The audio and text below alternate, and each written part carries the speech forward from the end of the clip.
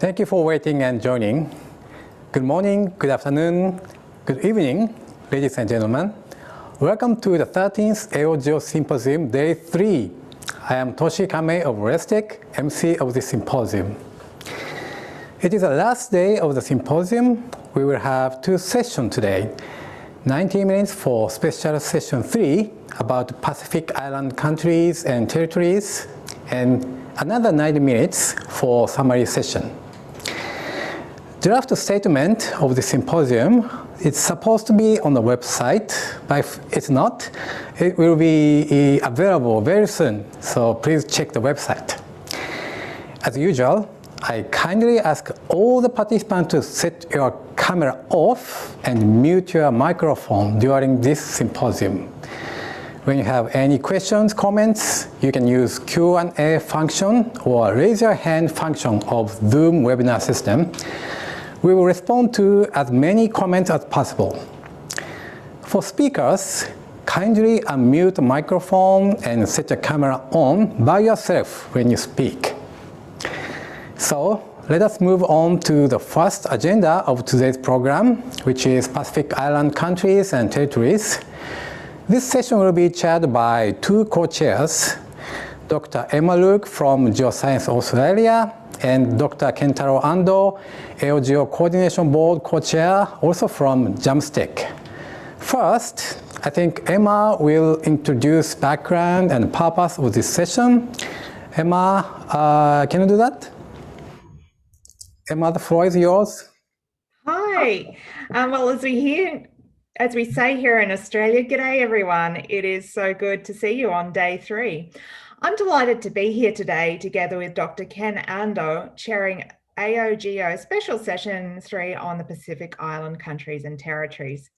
For those of you who have not met me before, I am one of the co-leads of the GEO Pacific Island Advisory Group, a new group tasked by GEO XCOM to strengthen engagement between GEO and the Pacific. I'd like to take a moment to thank the AOGEO Symposium organisers for holding this special session on the Pacific Islands. It is important, it is valuable, and it is very much appreciated by them. So if we could just have my second slide, please. Yep, next slide. Beautiful. So technically speaking, the PICs more or less fit within the Asia-Oceania GEO grouping. As an Australian and coming from a large land-based continent with an extensive marine estate, it is wonderful that AOGEO can include our small island neighbours in its important work. There is much we can learn from each other, and collaborating across the region is less challenging in many ways compared with broader international collaboration. We also share many of the same challenges, particularly such as El Niño effect. However, there are a few key differences which make the needs of the Pacific Islands and their priorities quite different to other GEO members, including that these islands are large oceanic island states and are very heavily dependent on the oceans for economy and livelihood. The PICs region actually comprises 3 quite separate individual regions within. And across the entire PICs, there are many cultural, political, and geographical differences. The islands typically have small governments, but are responsible for a very broad range of responsibilities. Given this, in many situations, it is actually the role of the regional organisations, such as the Pacific Community, SPC, and the Secretariat of the Pacific Regional Environment Program that provide crucial capacity support for those islands who are most limited. Next slide, please. Now, another striking difference has been the impact of the COVID crisis on the PICs compared to other places in our region. These graphs are taken from the COVID dashboard managed by the Pacific Community, SPREP. As you can see, in relative terms, the infection rate is much lower compared with those of other places. A large part of this is owing to the early action by the PICs through border closures, together with the natural barrier of geographic remoteness. Border closures have been imposed in recognition that a major COVID outbreak would have the potential to very quickly overwhelm PICed medical facilities. This was a very sensible approach. However, it was not without impacts in other ways. Next slide, please. Picts including Fiji, Palau and the Cook Islands and Vanuatu depend on tourism for up to 30% of employment. Through the lockdown, Vanuatu's tourism-related employment dropped by 64% and Fiji's unemployment claims tripled. Those islands depending on commodity trade as their major economic support system, and including Papua New Guinea and the Solomon Islands, have also been impacted by a decline in overseas demand and the drop in commodity prices. The overall impact on PICS then has been very high compared with other developing regions. For example, across the world, the global economic contraction was 4.3%. For sub-Saharan Africa, it was down by 3.7%, developing Asia 0.7%, but the PICS contracted by 5%. That's the highest overall. With the vaccine rollout predicted to happen quite slowly in some places of the Pacific, there may not be a quick economic rebound in our region, as with other places. Given this, some Pacific Island nations are leaning into their isolation as the pandemic ranges, looking to family farming and even cash-based bartering systems survive the downturn. Others are considering whether they need to push in a new direction, including increasing the use of their natural resources, undertaking new capital infrastructure projects, or even considering international mobility opportunities. Whatever the direction the PICS decide to go to pivot their economic growth, it is likely that there will be impacts to the natural environment, which of course have the potential to be exacerbated by climate change. So what is the role for us as EO practitioners and members of AOGEO? Next slide, please. I really like this recent quote by Professor Des Gupta, which I think hits the mark. Now more than ever, we need our EO systems to measure our natural environment so we can manage the potential and actual impacts we make on the natural built environment in the name of development. The good news is that across the Pacific, next slide, please. The good news is that all across the Pacific, there are many organisations, initiatives and individuals using EO to support the needs of the Pacific. We'll hear just a few stories from the region today throughout this session. These range from overseas development aid projects, the ongoing and regular work of routine specialised EO units, including both the government and the regional units, but also private sectors and startups, to grassroots community projects, geospatial councils and NGO organisations that have footprints. And all of these have footprints in geo. All of this has led to a rich and diverse EO architecture in the Pacific that in many ways are directly or indirectly supporting GEO's big three engagement priorities: the Paris Climate Agreement, the Sendai Disaster Risk Reduction Framework, and the Sustainable Development Goals. Next slide, please. And as a result of the Canberra Geo Ministerial Summit, support to the small island states, including the PICS, has been written into the geo governance architecture and has high-level support right from the top through our ministers. The challenge in all of this now is how do we create a way that enables and enhances the region's capabilities rather than creates unsustainable dependencies? The question for us as members of AOGEO is how can we best support the Pacific with our EO needs? What is the most important action we can take now in the light of the COVID situation and given the heightened vulnerabilities of small islands to climate change, natural disasters, and sustainable development challenges? Next slide, please. Today, we have lined up a fantastic array of speakers and panelists who have kindly given up their time to share their thoughts, views, and initiatives with us. I would like to now invite the first presentation from Mr. Cristano Giovandio, Senior Technical Advisor, Humanitarian OpenStreetMap team, to provide his presentation. thank you very much for the opportunity once again.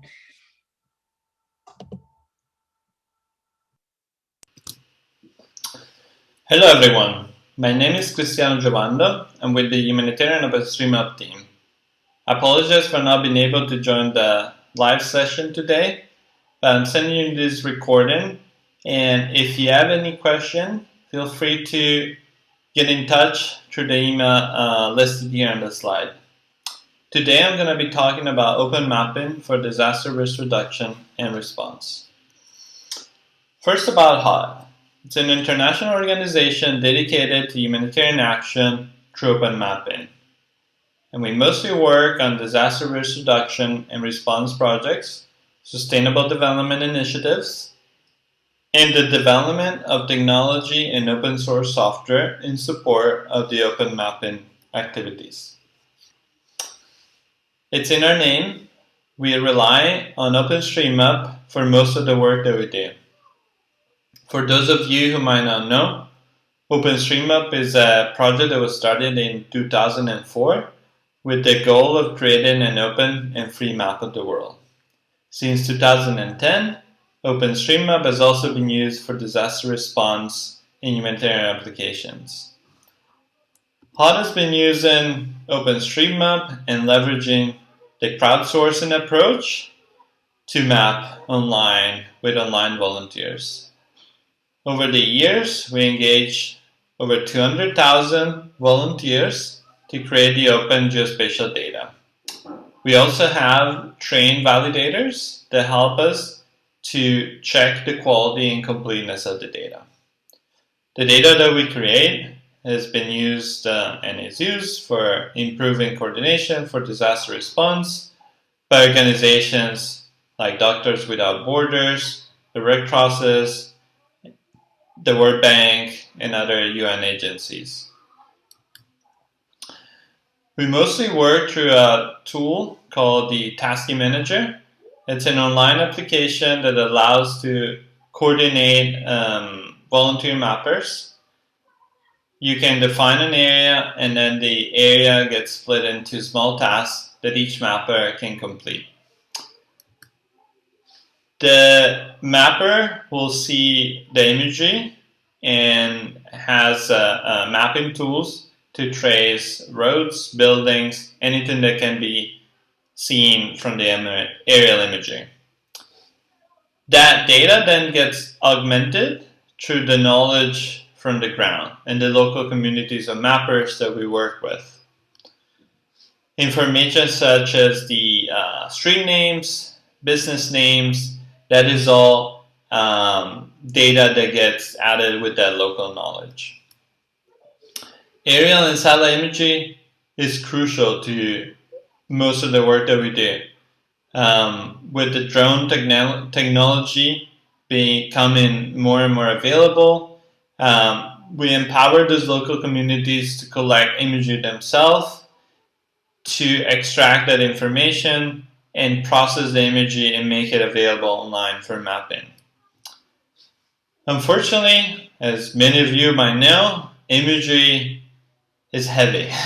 It's hard to store, it's hard to transfer, it's hard to find. And that is even more true in the context of small island countries where internet connectivity might be a problem. This is an example from 2015 after Tropical Cyclone Pam. UAV pilots deployed to Vanuatu to collect imagery, and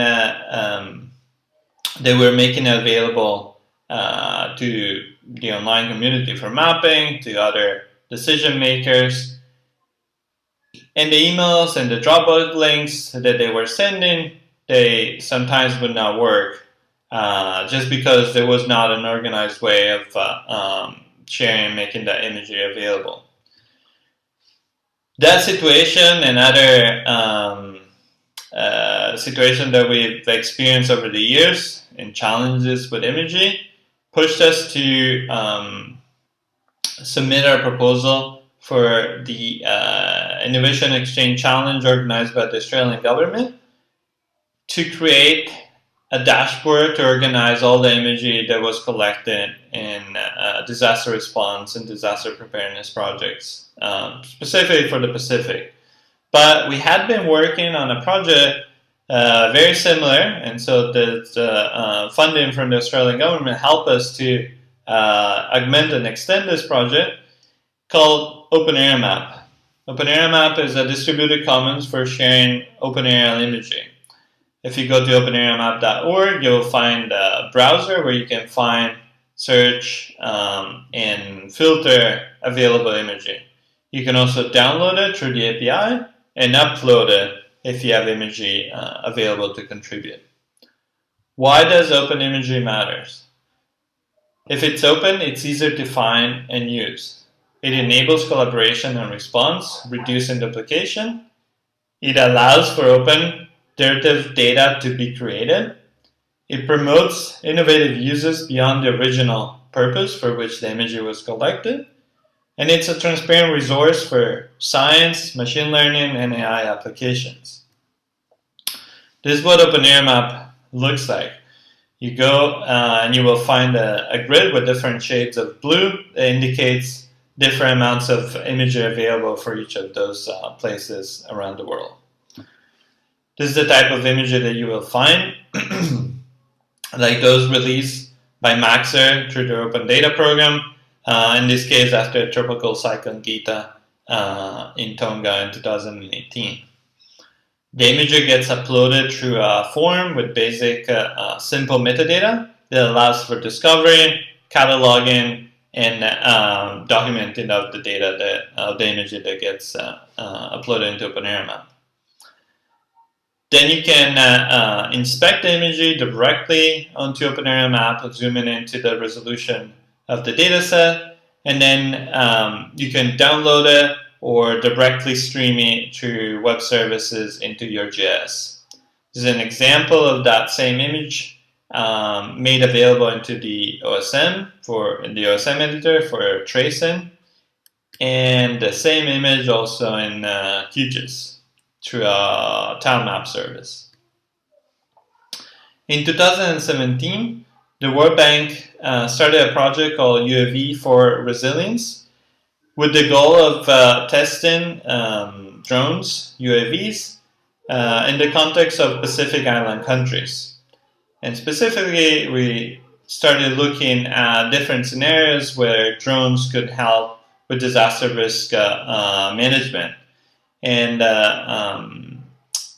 we tested different platforms, different UAVs to collect imagery, to extract the digital terrain models, to really understand what type of platform would be most suitable for different applications. The imagery that was collected over the island of Tonga and Fiji was over 200 square kilometers of UAV imagery. In addition to the imagery, we also created a technical guidelines document called Small Island Mapping with UAVs, which includes practical documentation and example on the type of UAVs that could be used and their characteristics. This figure shows different platforms compared by their range, ease of use, and price. After the imagery from that project was made available online, you can see here at the bottom a graph showing the peak of data that was contributed to OpenStreetMap, that was mapped in OpenStreetMap, thanks to the imagery that was created by the UAV for Resilience project. This is the island of Tonga Tapu, and the orange color shows the density and the distribution of buildings, in this case, that was mapped from that imagery. This is what it looks like: individual building footprints, roads, land use. This is all very valuable information that we were able to extract through OpenStreetMap, through the community of volunteers and mappers, and through the open imagery that was collected. But in addition to mapping the exposure, basically the baseline information, The World Bank also used that same imagery that was collected before and after the event to assess the damage caused by the cyclone. And you can see in red the completely destroyed buildings, and in orange the damaged buildings. Here's an example of what that imagery looks like before and after the cyclone. The same imagery that was also made available on OpenAirMap was also used in a collaboration with We Robotics for the OpenAI challenge. In this case, we ask participants to extract individual trees, individual crop types from the imagery at the very high resolution. This is an example of how that open imagery enable the creation of, in this case, open source classifiers and algorithms that are made available to extract automatically this type of information. Finally, I just want to put this slide with some of the areas of interest that we work on, that we're interested in working on, and potentially collaborate on. So please get in touch if you see anything that might be of interest to you. We definitely want to promote and grow the use of open area imagery, the development of OpenAirMap, and of course continue to promote the use of drones in humanitarian projects and disaster reduction and response. Thank you again for inviting me to join the session today. And again, get in touch and have a good rest of the conference and rest of the day. Thank you.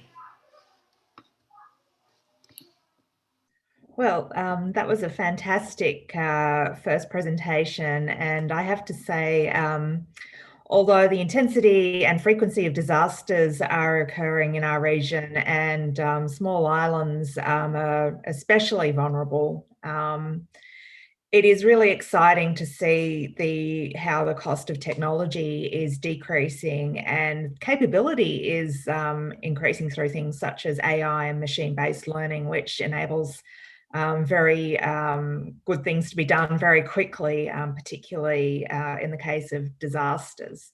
I think it's really important as well to have manuals and standards. I've actually read the drone how-to manual prepared by the OpenStreetMap teams, and I can highly recommend it. It's a terrific example of a nice, easy user guide for doing Earth obs using drone technology.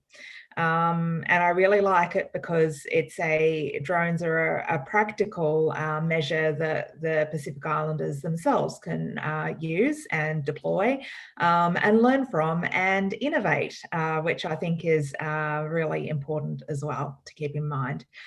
I'd now like to invite our next speaker, Dr. Dean Gensch, who is a research physical scientist with the US Geological Survey, who will present on activities to improve resilience to climate change in the Pacific Islands.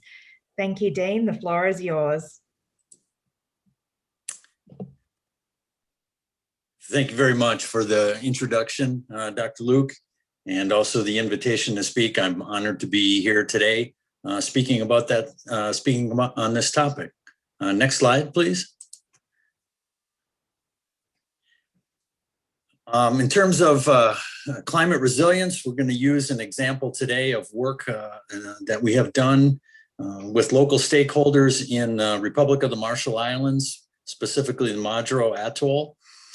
And just an introduction to some of the coastal hazard situations that we see there. This is an example of a headline from a little over 1 year ago.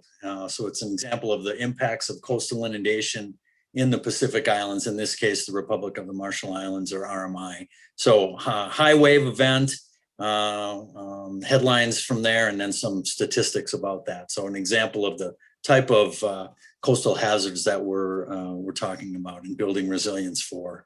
Next slide, please. So exposure, risk, and vulnerability of these island settings is a very active science and research topic. So just some examples here of some of the work that we've seen recently. The study reported on in the upper left portion of this image came out just a few months ago. And you can see the headline there. The upper right is an example of some of the extreme adaptation measures that are under study and consideration for the Marshall Islands. You can see a high wave event there. There's numerous types and levels of models that are being applied to assess coastal vulnerability.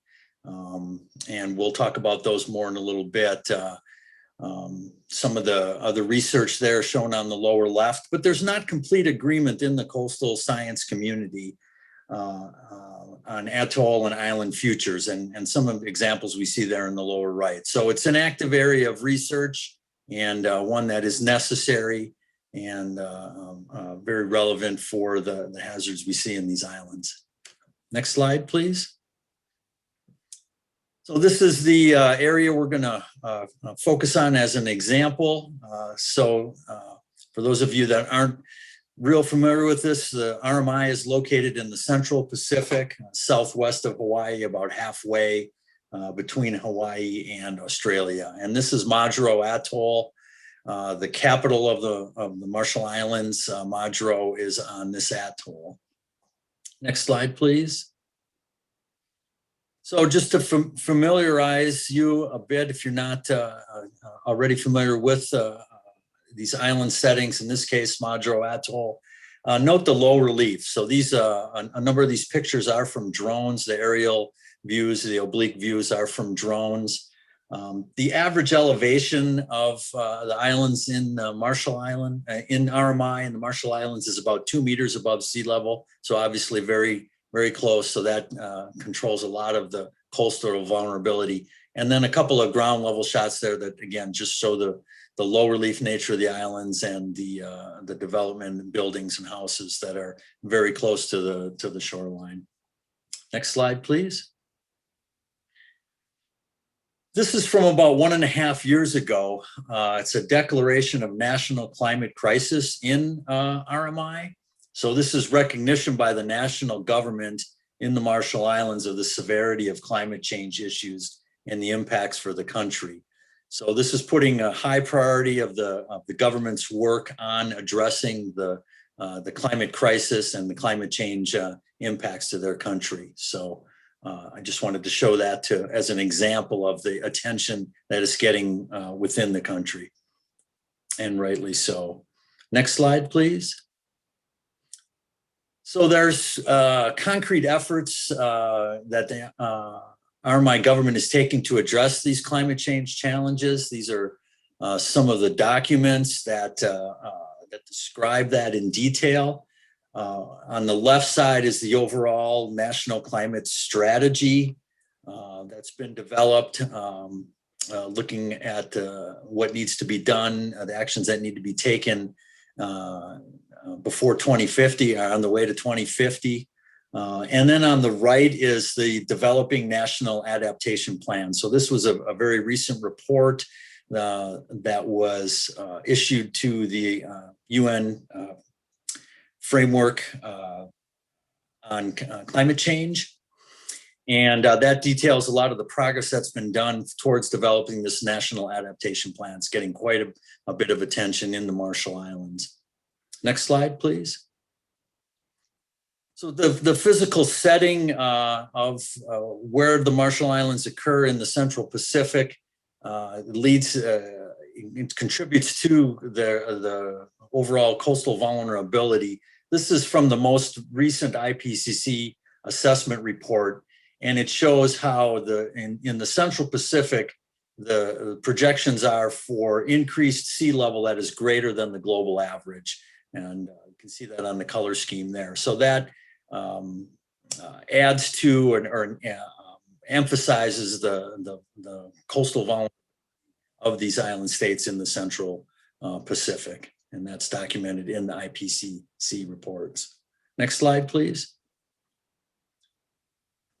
So when we talk about coastal hazard assessment in coastal settings, elevation, because these are such low relief islands, especially the atoll settings within RMI, elevation is the primary variable, physical variable that determines inundation exposure, coastal inundation exposure.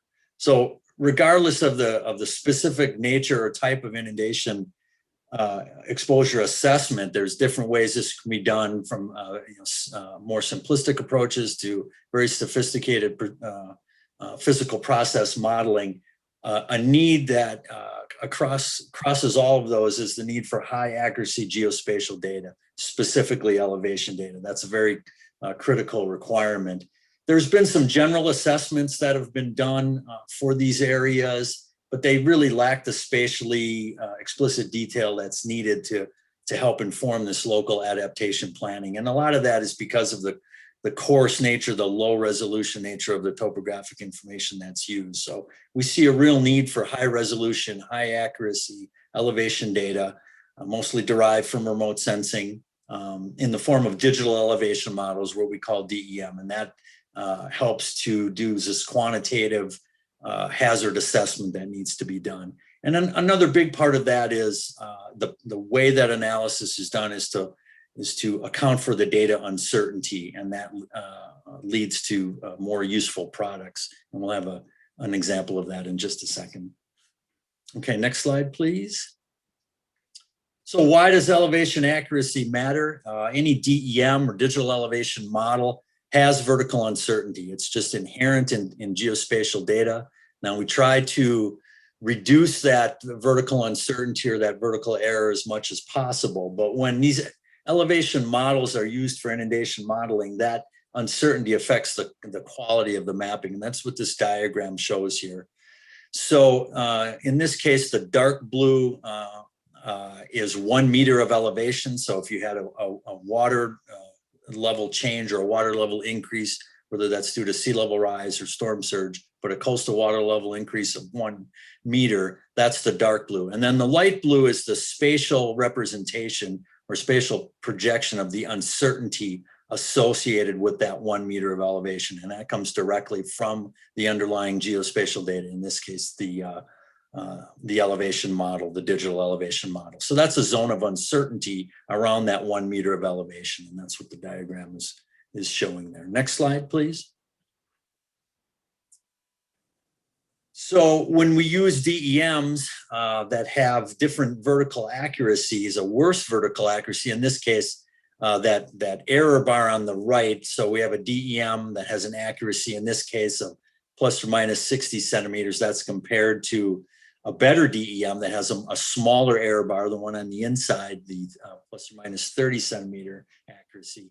You can see how that zone of uncertainty increases. So where there's more vertical error or more vertical uncertainty associated with a particular elevation as measured on the elevation model, that zone of uncertainty increases, and that leads to lesser quality maps about how a coastal inundation will be propagated onto the land surface. So high accuracy elevation data is a great need, and it allows very detailed mapping of fine increments of inundation, and that's what we're demonstrating here. Next slide, please. So in areas that don't have recent high accuracy elevation data, a lot of times that's derived from airborne LiDAR or data of equivalent accuracy. When that is not available, then global DEMs are often used. And there's a good set of global DEMs, many of them listed here, derived from satellite data, both radar and stereo optical. Their vertical accuracy is much worse. The data sets themselves are good for many applications, but they're just severely limited for modeling of small increments of sea level rise. And by that, I mean sub-meter increments of sea level rise or flooding, coastal flooding. So the numbers in yellow on this slide show the accuracy expressed as the root mean square error. That's a common vertical accuracy metric for elevation data. In many cases, it exceeds the mission specification, but it's just not good enough to do a very detailed mapping of coastal inundation projections on low relief islands. you just don't have a lot of confidence. That confidence can be quantified, but it leads to low confidence mapping. So that's why we need much better elevation data, much more vertically accurate data. Next slide, please.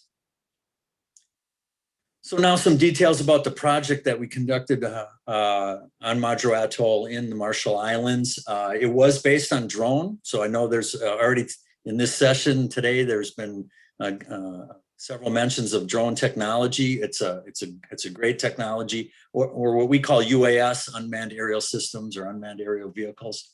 So this was produced for Mangrove Atoll and is an example of the images collected by the drones, which were used over Mangrove and then processed into a high resolution, high accuracy elevation model.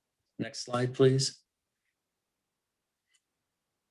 So over the course of about a 2-week field campaign, there were tens of thousands of aerial photos collected by the drone platform, and you see some of the specifics there. Also, very important, collected ancillary data, GPS data, survey data to help produce the DEM and then also to validate it.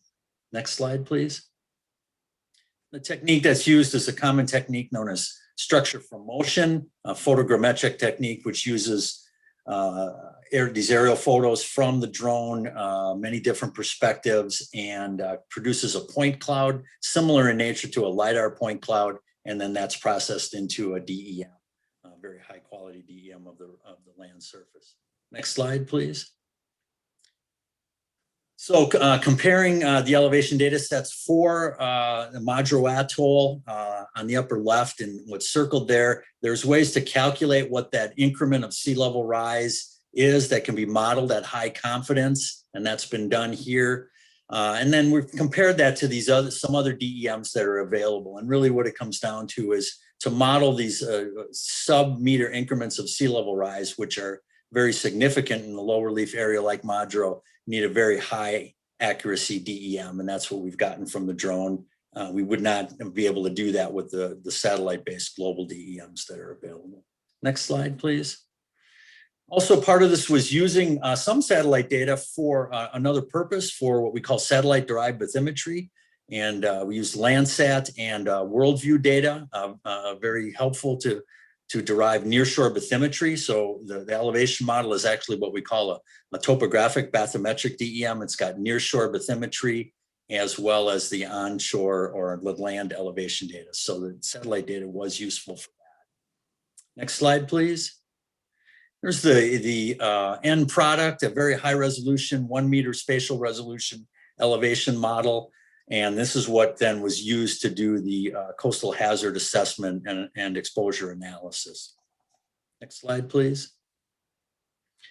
These are some of the results of that inundation exposure assessment for Mangrove. So we're projecting increased water levels onto the digital elevation model, looking at both marine inundation, where that's the water coming from the ocean or the lagoon, and then also so that has a direct hydrologic connection to the ocean or lagoon.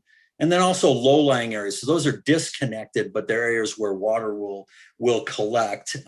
Sometimes that's called groundwater inundation, but it can also be due to runoff, waves, and the like.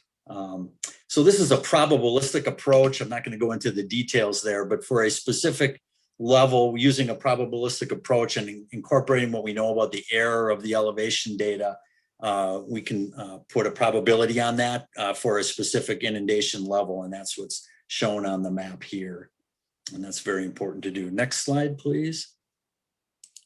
This is another higher inundation level, and you can see by the color coding, the light blue and the dark blue are the areas that are subject to inundation with a 68% chance. The word likely is associated with that. That's the IPCC technology. So as the water levels increase, not surprisingly, more levels are affected. Next slide, please. And then this is a higher water level, again, at a specific chance of inundation, incorporating what we know about the uncertainty of the elevation data. And it shows how that hazard becomes much more severe at these higher water levels. Okay, next slide. This is it's a continuous field. So this is the data that the previous graphics were made from. So there's inundation probability ranges from 0 to 1 or 0 to 100%.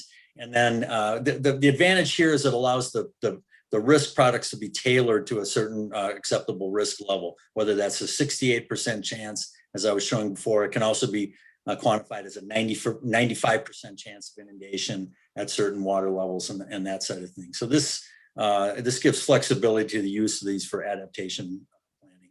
Next slide, please. So it works the same for event-based inundation. In this case, this is a high wave forecast, and there's certain agencies that project these or predict these for these forecasts of high wave events, and then how that might propagate onto the Mangrove Atoll. Works the same way, using the high resolution elevation data and showing the areas that have a particular probability of being flooded given the predicted wave conditions. Next slide, please. So there are some limitations, certainly in this type of analysis. The DEM is not perfect, obviously, even though it's a high resolution data. There's certain factors, and I've listed those there. And then also the modeling that was done in this case was fairly simplistic, what we call hydrostatic. It doesn't account for some of the dynamic processes that I've listed there. So it's a good first estimation, but there's more work to be done incorporating more of these physical processes. Next slide, please. So how is this used? It's applied in the adaptation planning, the development of the National Adaptation Plan in the Marshall Island. The results are being incorporated into the Regional Climate Assessment Report for RMI that's being used by their National Disaster Management Office. The DEM itself and the elevation data and the inundation analysis are both cited in this report. So it's being used for that kind of local adaptation planning, and will continue to be done that way. Next slide, please. Ongoing efforts. This is where we are expanding this to four other areas, 4 other atolls in our 3 atolls and 1 island in the Marshall Islands. And this is the emphasis here is on building capacity, so technology transfer, as we've already heard about in today's session, to local stakeholders. In this case, it's the Marshall Islands Conservation Society, an NGO, a local NGO. So they're doing the data collection by drones and the surveying on these islands, and are developing the DEMs. And then our technology transfer part also includes the ability, the techniques and procedures to do the inundation analysis, the exposure analysis. So there's a good process here to transfer this technology and build local capacity within the groups in the islands themselves. Next slide, please. Dr. Again, should we just 1 minute more, please? Yes, this is the last slide. As much as I love hearing about drones. Thank you. Right. So these are, I've already mentioned these, but, standard manned airborne LiDAR would be great for these areas. That's difficult to do. So, using the drone-based approach allows us to produce this excellent elevation data that can be used for the planning and adaptation. These global elevation models just aren't good for that. Incorporating the uncertainty allows improved products. And these are useful then for coastal inundation vulnerability mapping, and also building that capacity with the local stakeholders. Now, next slide. Just a thank you slide. Many people are involved in this type of project, and then all the associated organizations along the bottom there. So many thanks to all the people and organizations named.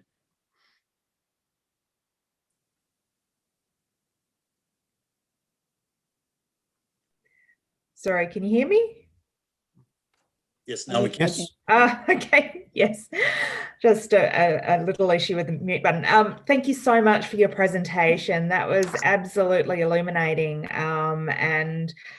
Yeah, I mean, I love drone technology, and in addition to its low cost, the different types of sensors that you can now put on drones, it's just incredible, and it allows the region to do many more things that they wouldn't have otherwise been able to do in terms of both expense and timing. So Yes. I'd love to field many questions about this topic, but we do have to keep going along. But what I'd like to remind everyone is to pop your questions in the question and answer area, and we can either take them and respond to them later, or if any of our presenters feels like they want to create a little bit of a conversation in the chat bar, I think that would be very appropriate as well. So thank you, Dr. Gensch, once again. I'm not sure where it is in your time zone, but I suspect it's either very early or very late. So we really sincerely appreciate you getting up or staying up. I'd now like to pass over to our third speaker, Mr. Korino Takayuki, Associate Senior Engineer, Satellite Applications and Operations Center at JAXA. Mr. Toshiyuki will now present on efforts to support the Sustainable Development Goals. Thank you, Mr. Toshiyuki. The floor is all yours. Chair, for the introduction, and I'm Toshiyuki Korino. I try to share my screen. Yes. Okay, can you see my screen? Exactly. I'm Toshiyuki Korino of JAXA. It's my great pleasure and honor for JAXA to have this opportunity to talk about the JAXA's activity for SDGs. So this is the content of my talk. After introduction, I'd like to talk about the JAXA's contributions to Pacific Islands countries. Covering topics are global mangrove watch, ocean color chlorophyll A monitoring, disaster management framework, and the global rainfall watch, and sea surface wind speed. So, as an introduction, I'd like to show you the current JAXA's Earth observation missions.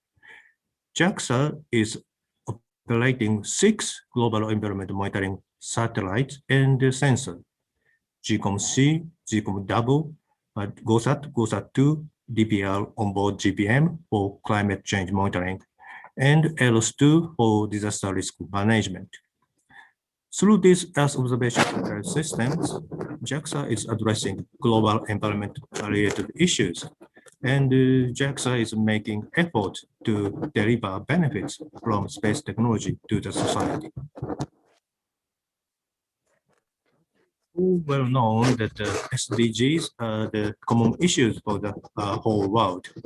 The benefit of the Earth observation satellite is the ability to observe the whole globe by single instrument.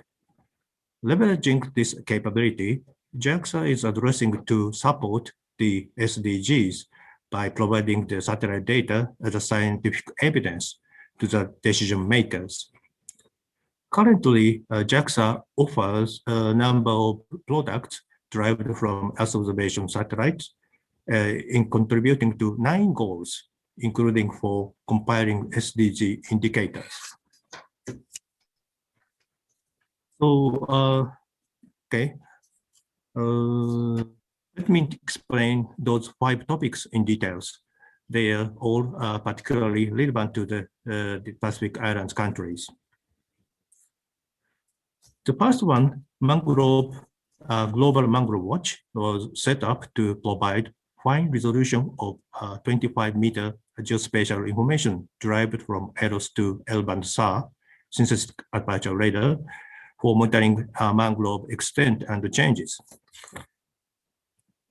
And in the bottom right figure, I show the changes of mangrove extent in the period between 1996 and 2010, showing gain in blue and red in loss, respectively. As for the Mangrove Watch, a Global Mangrove Watch, annual mapping of mangroves in the world has been carried out through an international collaborative effort starting in 2011. It is also a part of JAXA's Kyoto and Carbon Initiative. Both L-band radar and optical Earth observation satellite data have been utilized to create a time series of 7 maps between 1996 and 2016. And they are available to the public for free to download. Maps for 2017 to 2020 are to be released this year. Mangrove extent is estimated and available not only at the global but also at the country level. As shown in the table, the gains and losses of the mangroves around the Pacific Islands countries have been captured. For example, as you can see, about 1.23% of mangroves in Papua New Guinea were lost in 20 years. In 2019, the Global Mangrove Watch was designated by UNEP the official mangrove dataset for SDG 6.6.1 reporting. Please visit UNEP Freshwater Ecosystem Explorer website and use this SDG analysis tool to calculate country statistics. The temporal change of the mangroves are visualized at country level. So even if you are not an Earth observation data expert, you can easily obtain the necessary information.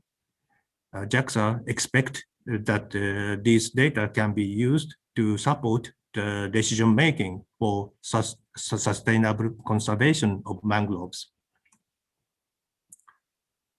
So the next example is a GCOM-C product derived from SGLI, near ultraviolet to thermal infrared imager for monitoring ocean color and chlorophyll A.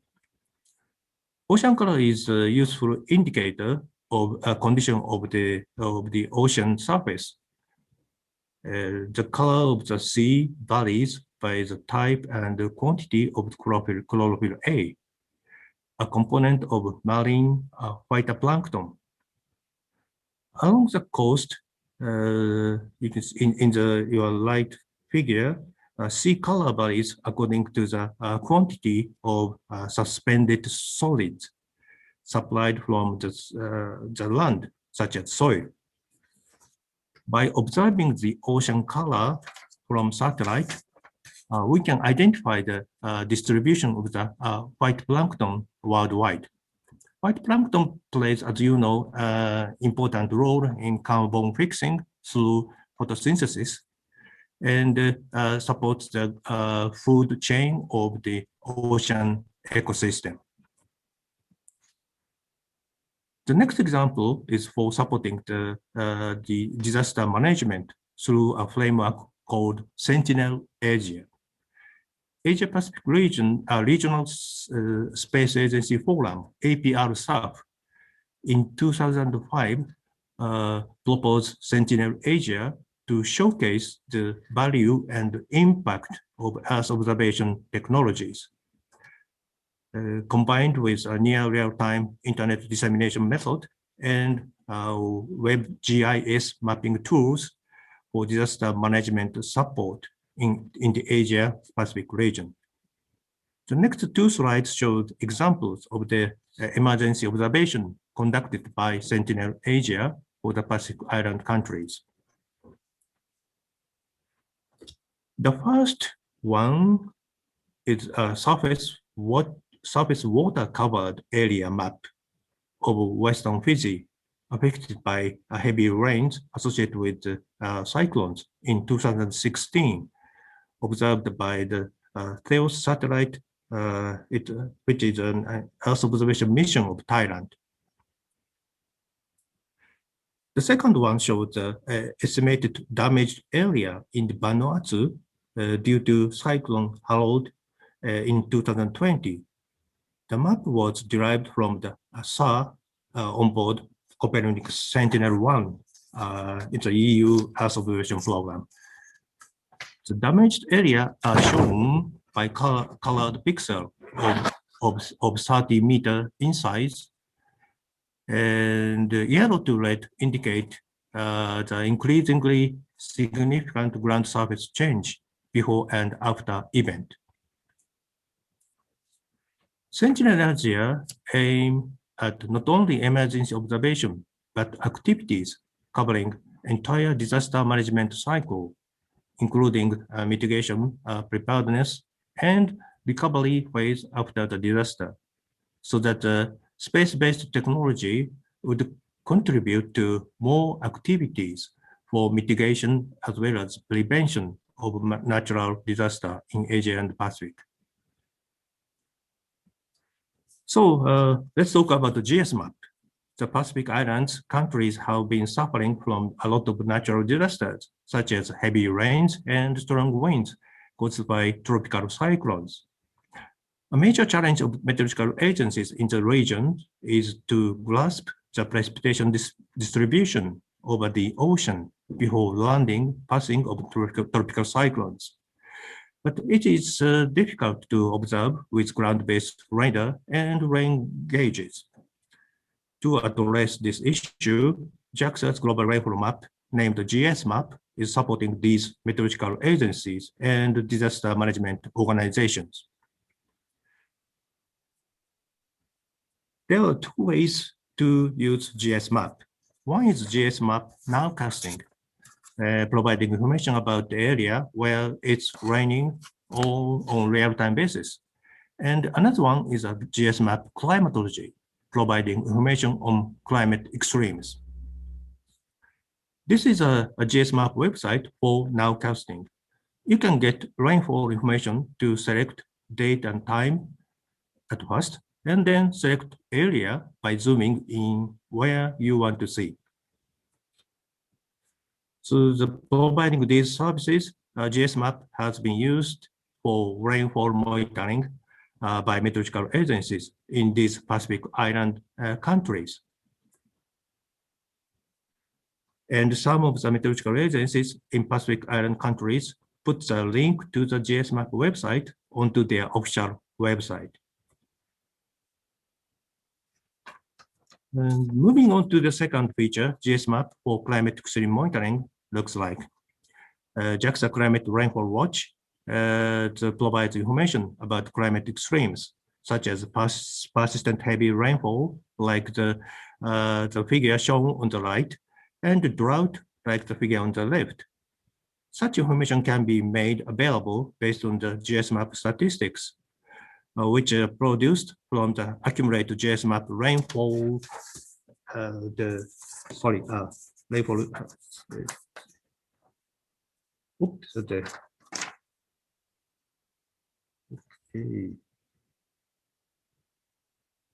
So, sorry. It's right.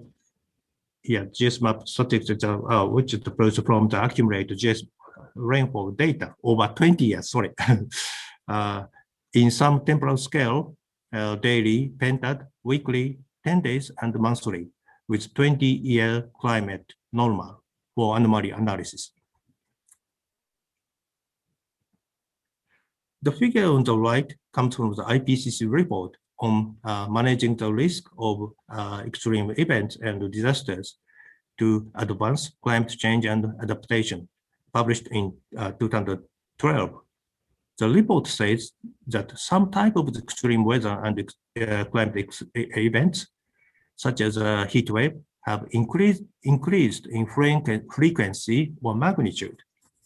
So that I think that we need to seize the opportunities for making risks of the weather and climate-related disasters at local through international scales.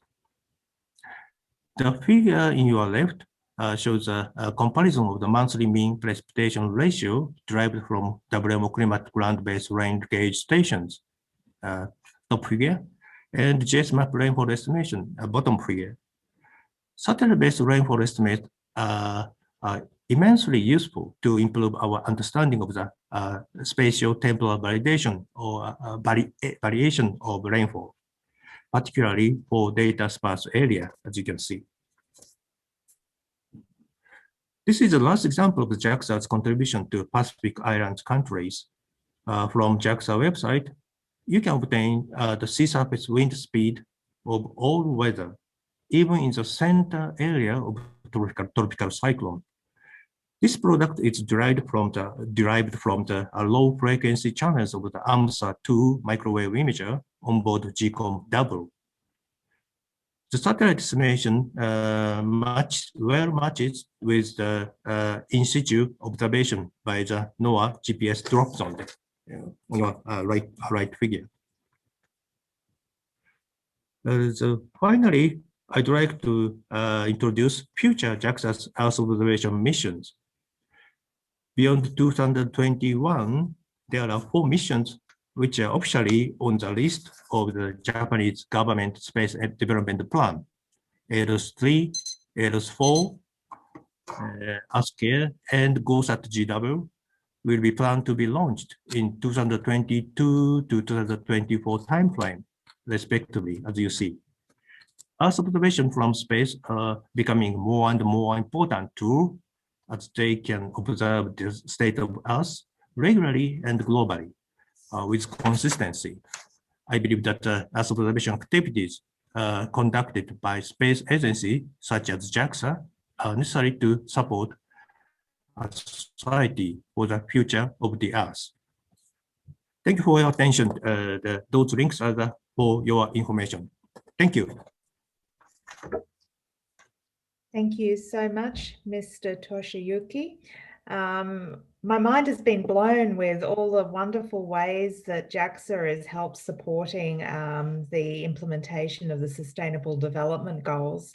It's wonderful to see that there are so many different important areas that Earth observing can be used, from weather forecasting through to protecting critical mango ecosystems in the Pacific Islands. And you're doing a really delivering, your agency is doing some really good work. I think we might need to think about more actively including your work in the role of the Geo-Pacific Island Advisory Group. It'd certainly be very welcome to participate if that was of interest to you. We will have to keep going on, but I'd just like to acknowledge one of the comments in the speaker chat to say that one of our attendees would like to congratulate all presenters for their inspirational, actionable presentations based on their passionate and rich research, and I couldn't agree more. So now I'd like to hand to my co-lead co-chair, Dr. Ken Ando, to undertake the second part of this special session, which includes panel speakers. And once again, I'd like to very much thank all of the speakers in the first bit of this session for their valuable presentations. Thank you. Emma, thank you very much for sharing. These 3 talks are quite nice. I'm also very impressed to see many, very beautiful and sometimes, impressive pictures. So the next session is the panel discussion. And here I would like to invite Dr. David Herrig and also Mr. Sachindra Singh. Sorry, I don't know how to pronounce, sorry. And Mr. Kobayashi Masanori. So after we hear the talks by 3, we want to move to the discussion session as long as we have time. So first speaker is Dr. David Herrig. Are you okay to start? I am. Yeah, please. Konbanwa. Greetings, aloha from the Big Island of Hawaii. I thank Ken Ando and Emma Luke for the invitation to participate in this panel. And in my brief comments today, I'd like to describe our recent efforts in developing Earth observation applications with the US affiliated Pacific Islands. Next slide, please.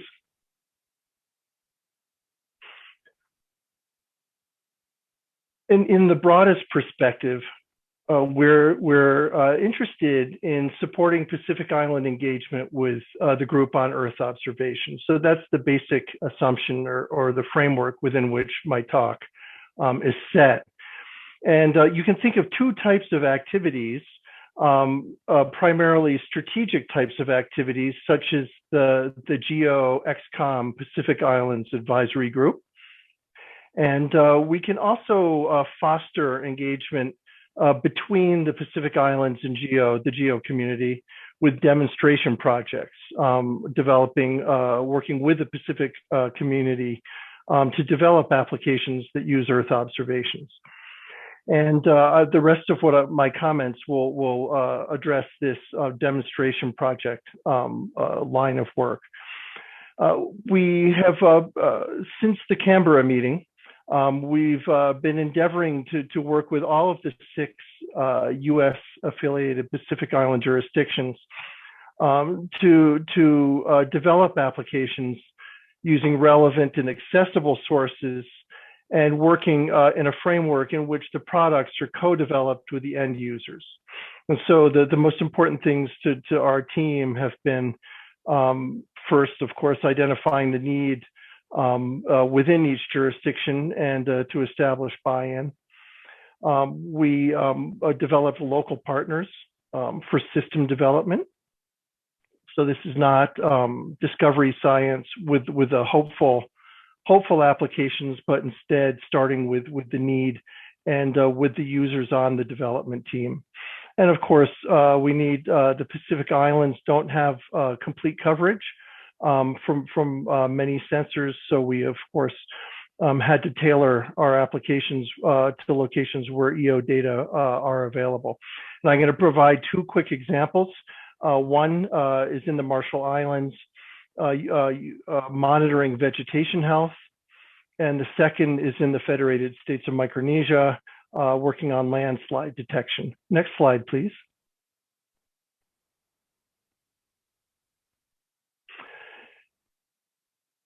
In the Republic of the Marshall Islands, their National Disaster Management Office, and Dr. Gesh referred to the NDMO in his talk about the topobathymetric DEM, was our primary stakeholder and partner. And their question to us was, can we use remote sensing to detect vegetation discoloration in the remote atolls of the north, the places that are harder logistically, more challenging to get to provision and to monitor.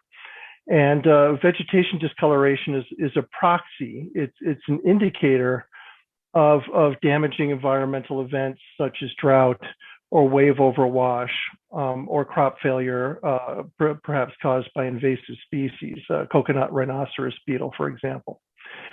And so this was these were very simple proof of concept questions. So, and they challenged us to detect changes in vegetation at Eniwetok Atoll in the far northwest. And we were able with both Sentinel-2 and Landsat imagery. There were passes over Eniwetok about every 10 days, 10 to 16 days. There was very little cloud cover, and there was a substantial catastrophic drought conditions in early 2020. And we were able to use these satellite passes to detect the vegetation damage and to report it to the National Disaster Management Office. And this is not really, this of course doesn't come up to the level of the, the systems that we just had described to us by JAXA and OpenStreetMap and Dr. Gesh's team's work. But for the purpose of demonstrating the capability, we were able to do this, and now we're going on to develop this with the Marshall Islands. Next slide, please. And the second example, and these are just proofs of concept, is landslide detection in the high islands of the Federated States of Micronesia, and we were focusing on Pohnpei Lagoon and Chuuk Lagoon. And again, using this framework of working with the end users to develop the product, we were challenged by the USAID humanitarian assistance activity and the FSM, Department of Environment, Climate Change, and Emergency Management, to use remote sensing to detect landslides across the landscape. And when you see here in we have an image, the black and white image is a synthetic aperture radar image of a small islet on Pohnpei Island. And this is being used as an example because there was a significant landslide here. The bottom row of images are very coarse. This is Sentinel-2 and Landsat. So spatially they're coarse. But what is important here is that a landslide was detected that had taken over 2 months to report, and there were villages that were impacted. And if the system had been in place, this landslide could have been detected by the national government and responded to very quickly. Also, you can see the landslide is coastal, and the subsequent, there's very high rainfall area. The subsequent runoff was impacting the local coral reef communities as well. So with these two slides, we have shown that very computationally low investment, high return in terms of value to the stakeholder systems can be developed with freely accessible remote sense data. These are data that we can share with our users in the islands without having to have MOUs or to pay for them. And of course, we have many other types of remote sensing that is far higher spatial resolution. And for example, with something like this Landsat detection, the landslide detection, if landslides are detected, much higher resolution sensors can be brought into play, and that can then fold into the disaster assessment and any sort of humanitarian response. That is my presentation to the panel. The purpose of this, in summary, is to show that these ideas these questions come to us from our stakeholders in the Pacific Islands all the time, and many of the people in this meeting today have comparable conversations with our stakeholders in the islands, and we have without needing to develop extensive and complex systems, we have an ability to work with them and the GEO community to deliver these sorts of products. Thank you very much. Thank you, David. So after we hear all the talk, I would like to move to the discussion session. So next speaker is, thank you very much, David.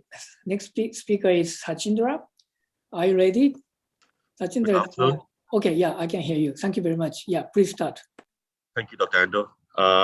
Good afternoon. I work for the Pacific Community, SPC, which is the premier scientific and technical organization in the Pacific region. Our focus areas are quite diverse and includes programs dealing with development challenges such as climate change, disaster risk reduction, oceans and maritime, georesources, energy, land resources, Pacific health, and fisheries, among others. So recently, SPC has embarked on a Digital Ed initiative, Digital Ed Pacific initiative, with the goal of replicating the success of Digital Ed Australia and Digital Ed Africa, where we are trying to use Earth observation platforms and data to inform decision-making across multiple sectors on a national scale in order to meet the development goals, the SDG goals of our 22 member country states.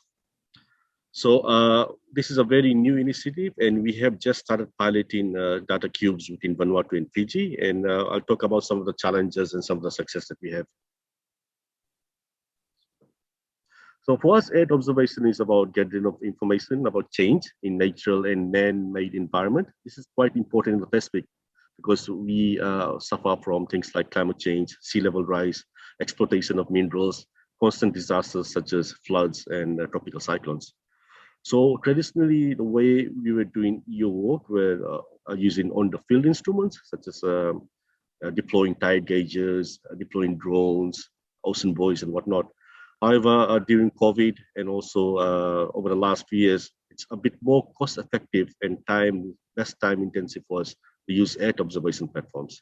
For example, if you can see the figure there, the number of Earth observation constellations have increased from 140 to 768, fourfold over a span of 4 years. So over a span of 2 years. So it's getting easier for us to do this kind of large-scale geospatial analysis using EO platforms. And it's all about seeing changes of a period of time in a particular location. Next slide. So this is a video, which I don't think will play, but it's just a brief visualization of what a data cube does. For us, it's not just about analyzing a particular data set or imagery in a point of time and space, but stacking it in such a way and processing it so that we can do a temporal spatial analysis spanning decades or years. So there's a lot of process that goes around it to make sure that the data is analysis ready. Next slide, please. Next slide, please. So the platform that we have adopted is the same platform used by Geoscience Australia, developed by Geoscience Australia for Digital Data Australia and Digital Data Africa. And it's an open source tool set, mostly using Python libraries and APIs, where we can do large scale exploitation of analysis with data. And we are partnering with CEOs based in NASA and also Geoscience Australia for technical support while we are deploying the open data cubes across Pacific Island countries. Next slide, please. So we made the conscious decision not to use proprietary imagery because it's very cost prohibitive for us. The smaller resolution world view imagery and Airbus imagery. So we made a decision just to use open data. So that's why we are sticking with the Sentinel constellation and also Landsat, so that we are able to derive a lot of analysis out of it. And the revisit cycle is good enough for us to do large scale national level analysis. The limitation, of course, is on the resolution, and I'll cover it later. Next slide, please. While we are just dependent on Sentinel 1 and 2, we also have plans in the pipeline to use the ocean meteo observations from Sentinel 3 and also apply Sentinel 6 data for sea level rise when it's available to us later in the year. Most of the questions that we get from the Pacific is, hey, there's all these global data sets, remote sense data, but is it available for the Pacific? So we did a quick analysis for Vanuatu, and we found out there's about 19.5 terabytes of imagery with a 0.5 cloud threshold that's available there. But the challenges are that they're mostly underutilized. Knows they exist for the countries, and nobody's actually using it for spatial analysis and decision making. The other big challenge is the high cloud cover. So most of our target areas, atolls, are quite small. So it's not very suitable to do analysis using 10 to 30 meter resolution. And of course, we lack the internet infrastructure and the computing power to do this kind of data analysis at large scale. Next slide, please. So just to highlight the challenges we face with cloud cover, if you look at this particular location in Vanuatu last year, 25th of November, the same area, but across the three sensors that we're using, you can see Sentinel 2, Landsat 8. There's a lot of cloud and we can't even see the crops, but with Sentinel 1, because it penetrates the cloud cover and forest canopy, we are able to see the crops and other features on ground. Next slide, please. A quick analysis for 22 in Vanuatu shows that for Landsat 8, we hardly get any usable data. 6 months of data is unusable, very low quality, poor quality because of cloud cover. For Sentinel 2, it's much better, but still 4 months of gaps from June to September that we're not able to do any analysis on. If you compare that with Sentinel 1, we get consistent, excellent data throughout the year. So our decision is to invest more and more on Sentinel 1 radar methodologies as opposed to the other multispectral sensors. Next slide, please. So because of that, we have actually got help from CEOS and Synergy to create IRD cubes for us for Central One, initially targeting Vanuatu and Fiji as a pilot. And these are rectified cloud optimized geotips from January 2017 onwards. Next slide, please. And some of the applications we are exploring is looking at our vegetation change detection, and also looking at crop health, crop yield, and species detection. So this is a small area of sugarcane, which is our primary agricultural export in Fiji. Analysis over 6 years, 2014 to 2020, and you can see it's consistent with the harvesting period, July to December. Next slide. On a smaller scale, if we analyze the same area using Landsat 8 and DVI, which is a traditional method of doing NDVI, and then using backscatter Central One, we get same data points, but with more data points, so we can do a fed analysis on top of that. So for us, Central One is working quite well, even for traditional applications. Next slide, please. We're also able to do national level land cover change detection. Most of the land cover maps in the Pacific are quite outdated, and they're only updated every 5 years or 10 years. So with the data cube, we'll be able to generate an updated land cover and do change detection almost every month or every fortnight. Next slide, please. We also using Central One for flood detection. Flood is a big problem, as highlighted in the previous slide.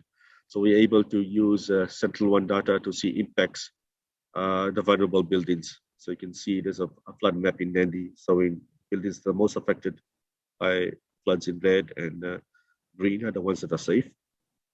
Next slide, please. Another big problem in the Pacific is illegal fishing. So we are experimenting with the Central One data to detect fishing vessels. These are some large vessels detected around Vanuatu in August 2020. The limitation that we have is because of the short side of Central One, which is 5 meters to 20 meters. At the moment, we're only able to detect vessels that are between 10 to 14 meters length, but further experimentation is needed on this area. Next slide, please. Soil line change detection. You can see that we're using multiple sensors there, Central One and L8, and using global tidal elevation models to do soil line change detection. This is a very small island in Fiji with a population of about 80, with the village at the bottom of the island, and you can see over the 5 years the sea level is actually encroaching on the village. Next slide, please.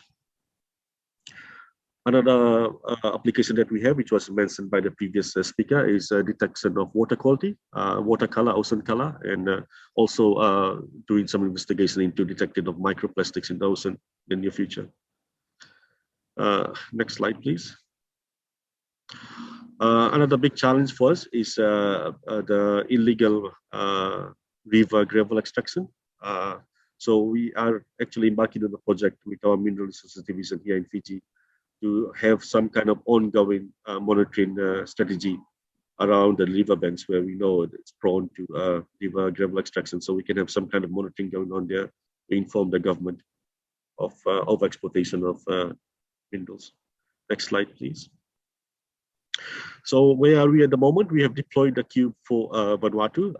We have indexed most of the data from 2014 for Landsat and Sentinel. And the challenge that we're facing now is that because the data cube is quite programming heavy and technical. So one of the things that we're doing is to actually disseminate the products, the outputs from the data cube to the government spatial data infrastructure, which is GeoNode. Next slide, please. To summarize, based on experimentation, I just want to say that Central One data sets in particular is quite useful for small island countries, low-lying countries, in particular at all, but further experimentation is needed for things like volcanic monitoring, urban deformation, earthquake, flood, oil pollution, etc. Thank you. Thank you, Sachindra. A very nice talk, and I'm also very impressive to your many pictures, and also I again noticed many climate crisis and also environment crisis occurring in the Pacific Islands. Thank you very much. So next speaker is Mr. Kobayashi from Sasagawa Peace Foundation. I thank you, Dr. Ando, for introducing me. And I'm Masanori Kobayashi, Ocean Policy Research Institute of the Sasakawa Peace Foundation. I am very pleased to share some of the thoughts from me regarding the Earth observation, ocean observations. First, let me just mention that we've been working to promote sustainable blue economies, particularly in Asia and the Pacific, including sustainable fisheries, marine ecosystems such as the seagrass, marine ecosystems, mangroves, and the coral reef, and also sustainable tourism. So it is really interdisciplinary and cross-cutting issues that we are dealing with. And a number of colleagues already mentioned about fisheries and IUU fishing. And we often consult with a database provided by Global Fishing Watch. And one of the priority countries that we've been working is Republic of Palau. That is frontline of expanding marine protected areas. They have adopted the legislation in 2015 to designate 80% of the EEZ for a non-take zone that was supposed to come into effect in January 2020. They adopted a revised law to relocate the fishing zone from the main island areas to northwest area of the EEZ, and this revision came into effect in January 2020. So Global Fishing Watch was very useful to us, as it was easy for us to operate. We are not really an expert on the satellite monitoring data system applications, but it's like, we can find the areas, we can pick the flag state of the fishing vessels. You see Japan, China, Taipei, and Korea. And if we pick them, we can indicate that in the different colors. We can also choose a time frame. So we can select like January, March 2020, 2021, and 2019, and we can compare the temporal changes of the fishing vessels' movement and concentrations, relocation, and that is very helpful when we have dialogues. Yes. Are you sharing screen? Yeah, I saw that I was sharing a screen, but let me. Okay, I will share your screen. Yeah. I hope I'm showing the second slide right now. Yeah, this is first slide. Yeah. Okay, but so may I? Yeah. Okay.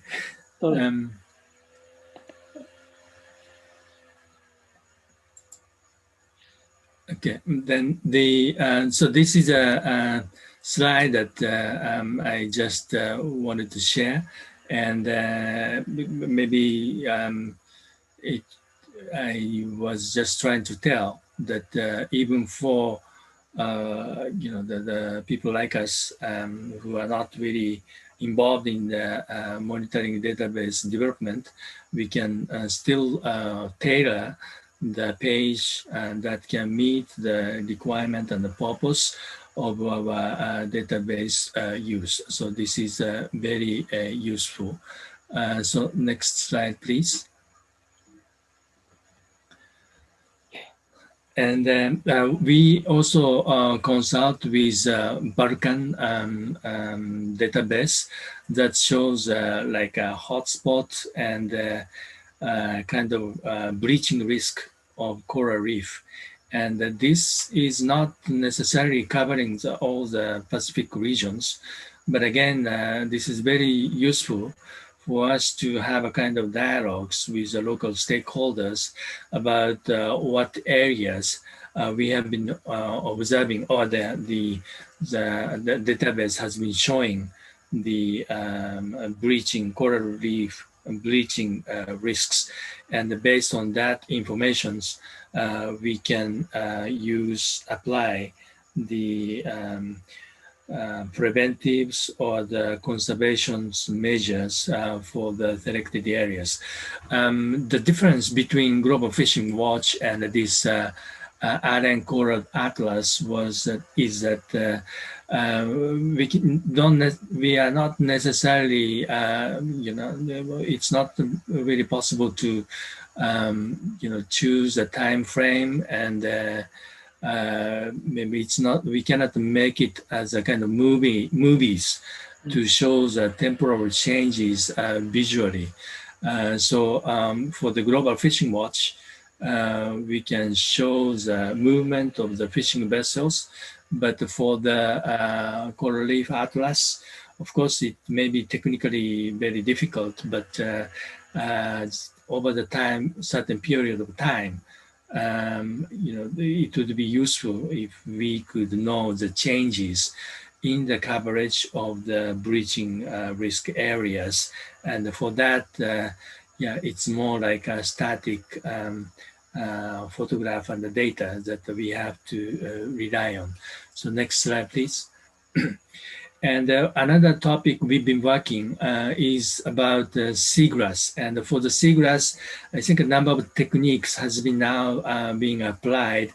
And when we consult with the local stakeholders, the easiest we can use would be just to show the Google Earth map and show it from the different timing of the years, and to try to see whether we could see the changes in the seagrass coverage.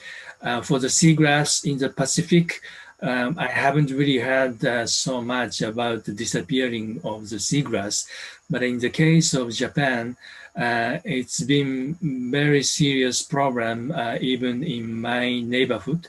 And for the past 5 years or so, there has been a significant disappearance of the seagrass. So I just picked the fourth line from like 2009 over 2020, for over the 10 years or so.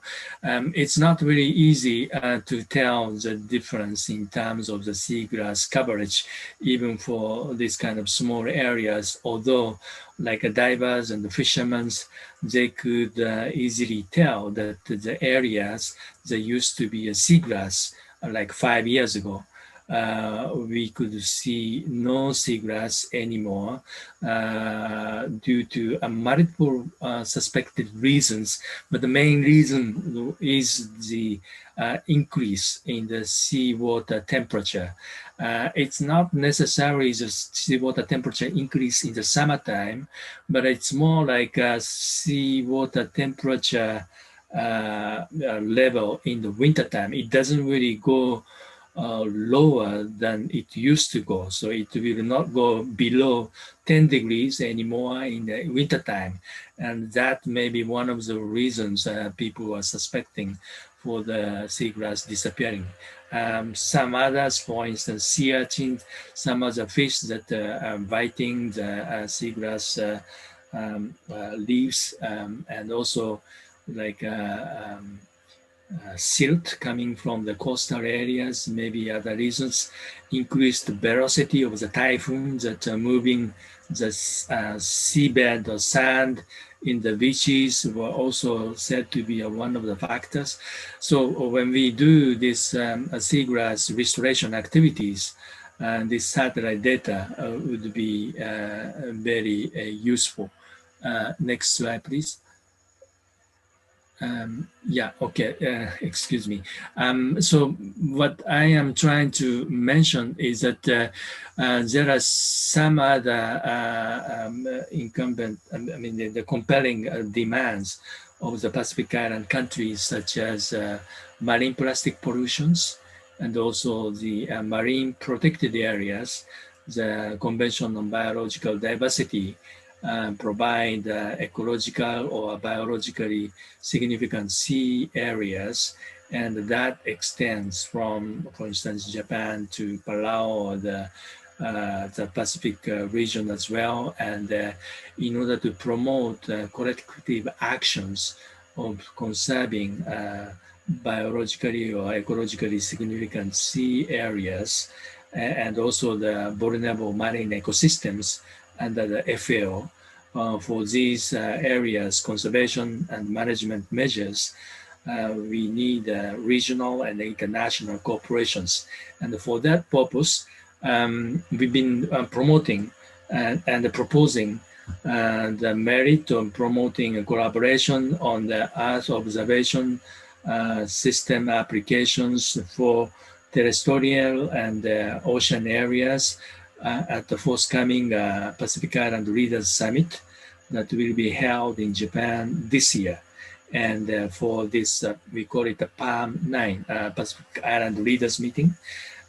We would like to put forward as one of the priority policy recommendations that Japan, Pacific Island countries, and other countries in the regions promote collaborations in enhancing the application of Earth and ocean observation systems, and enhance the policy science interface, and promote capacity building to achieve sustainable blue economies amid COVID-19 pandemics. So this is a kind of thought that I'd like to share with the panelists and audience, and I look forward to further conversations with you. Thank you very much.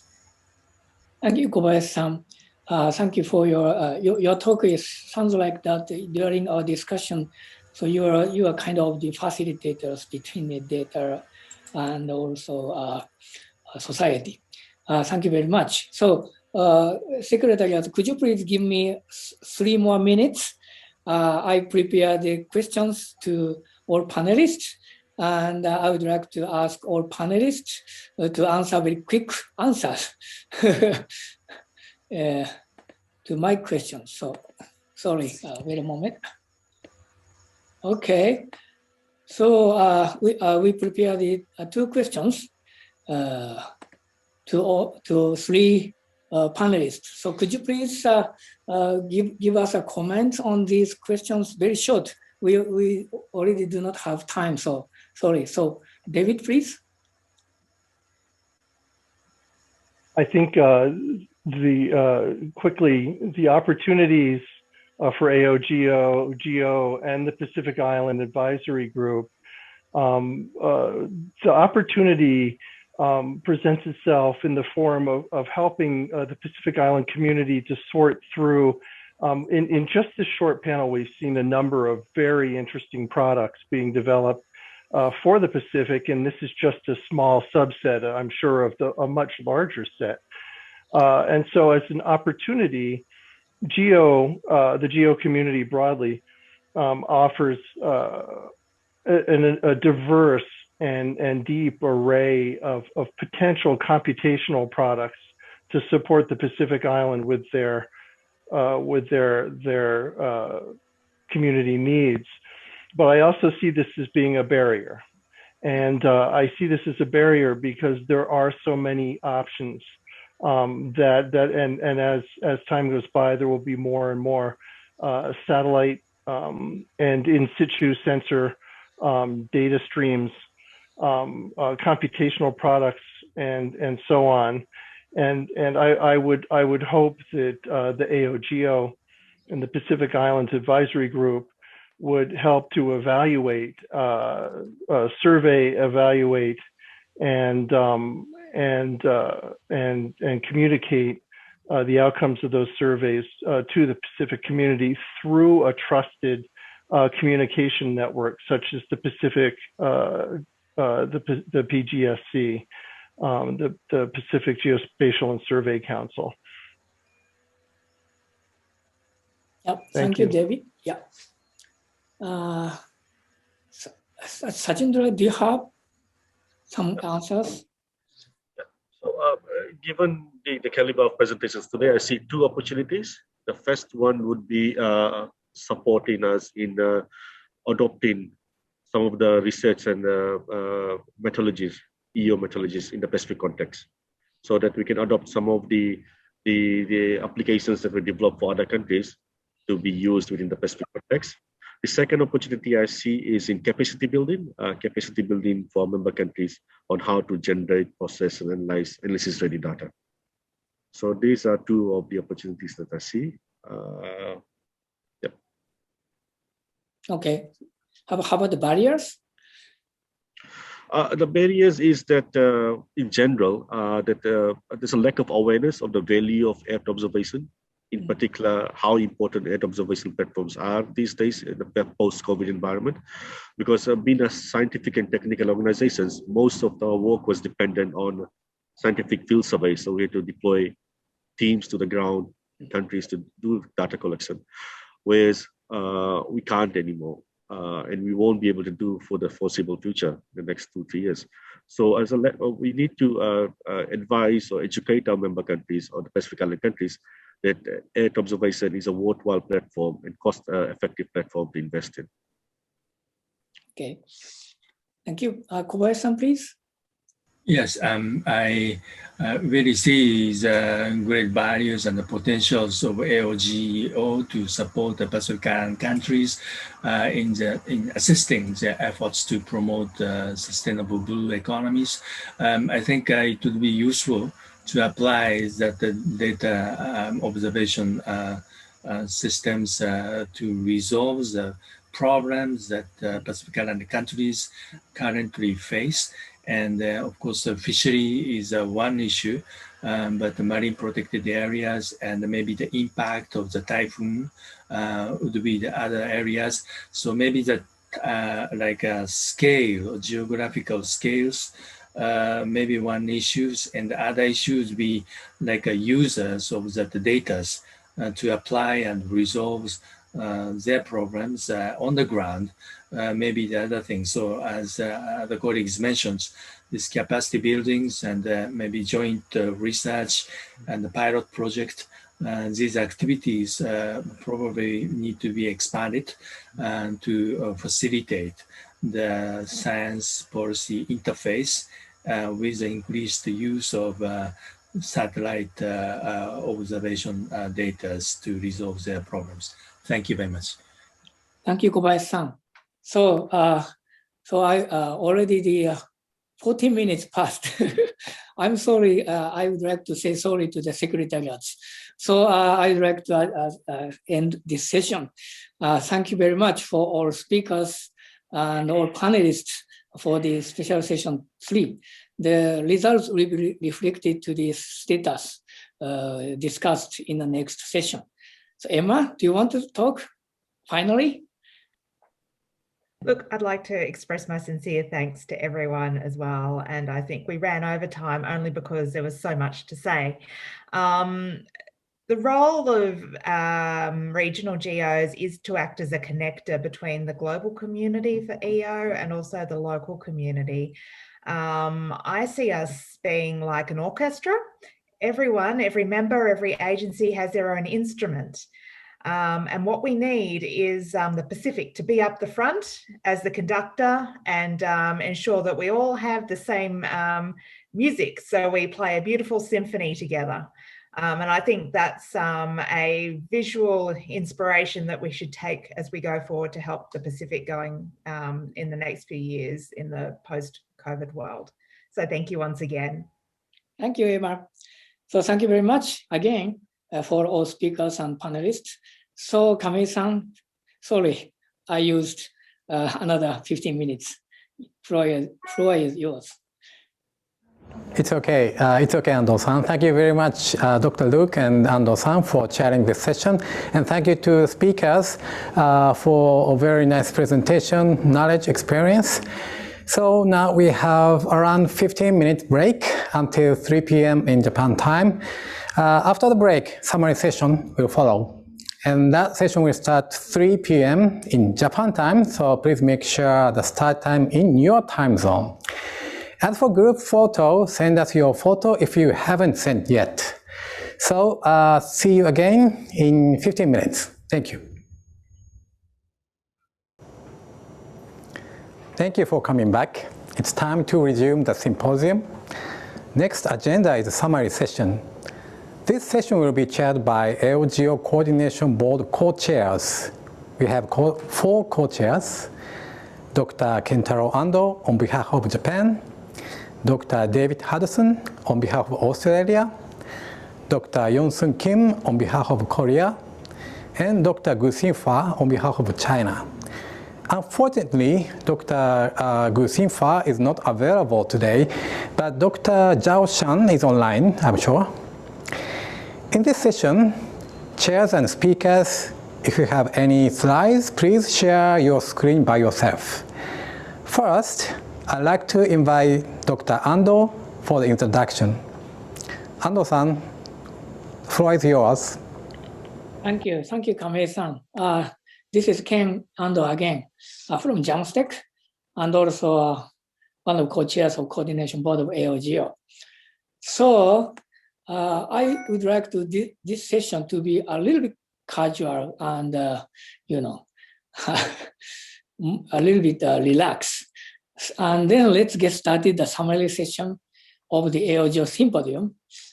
First of all, I'd like to thank all contributors to all TG meetings held from January to February 2021 to do their tasks under the difficult situation of COVID-19.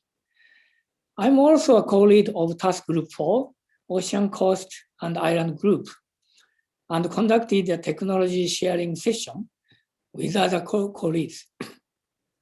In my sense, normally the session, this kind of session is technological sharing session, should be done by face-to-face style, as the purpose is technology sharing. So I thought we may not be able to do.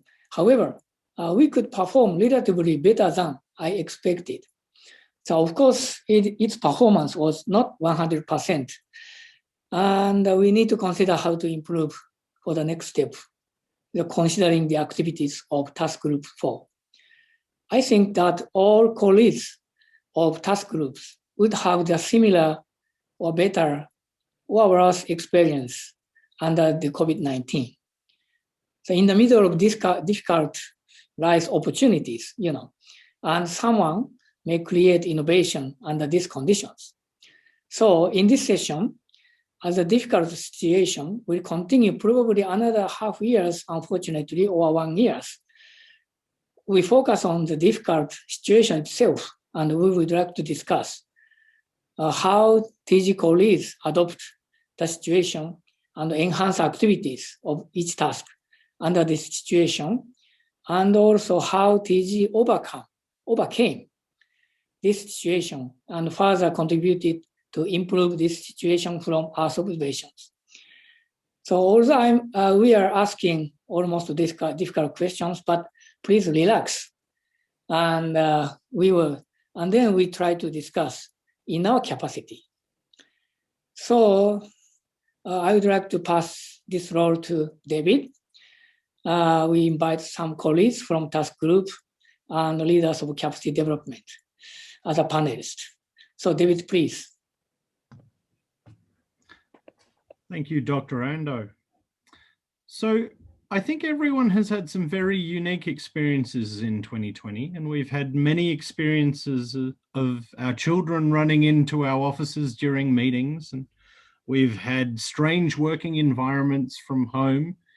Yesterday, we were hearing about our colleagues from Nepal, how they had been spending 10 months of the entire year at their homes. In the next session, we're going to hear from 4 of our task groups on some of the thoughts and some of the experiences they've had during 2020. So we can reflect a bit on, I guess, what our community has gone through and some of the things we've done to respond to that.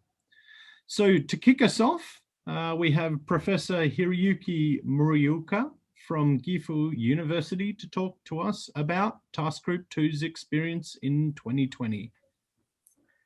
Thank you, David, and thank you, Ken. This is Hiroyuki from Japan. And on behalf of everyone, I'd like to share our experience and also some findings in the last 1 year. So may I share my screen?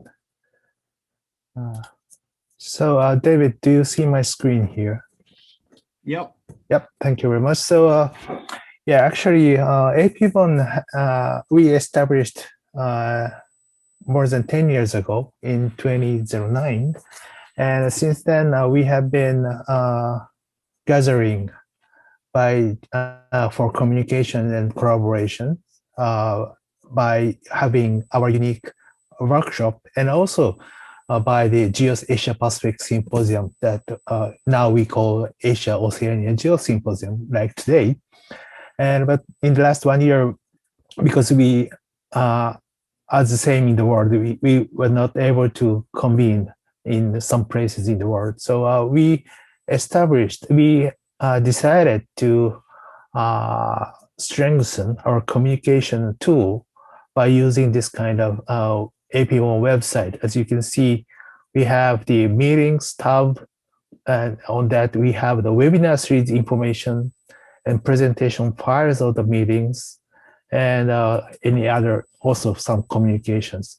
For example, we attempted to have this web seminar series instead of the in-person workshop or symposium.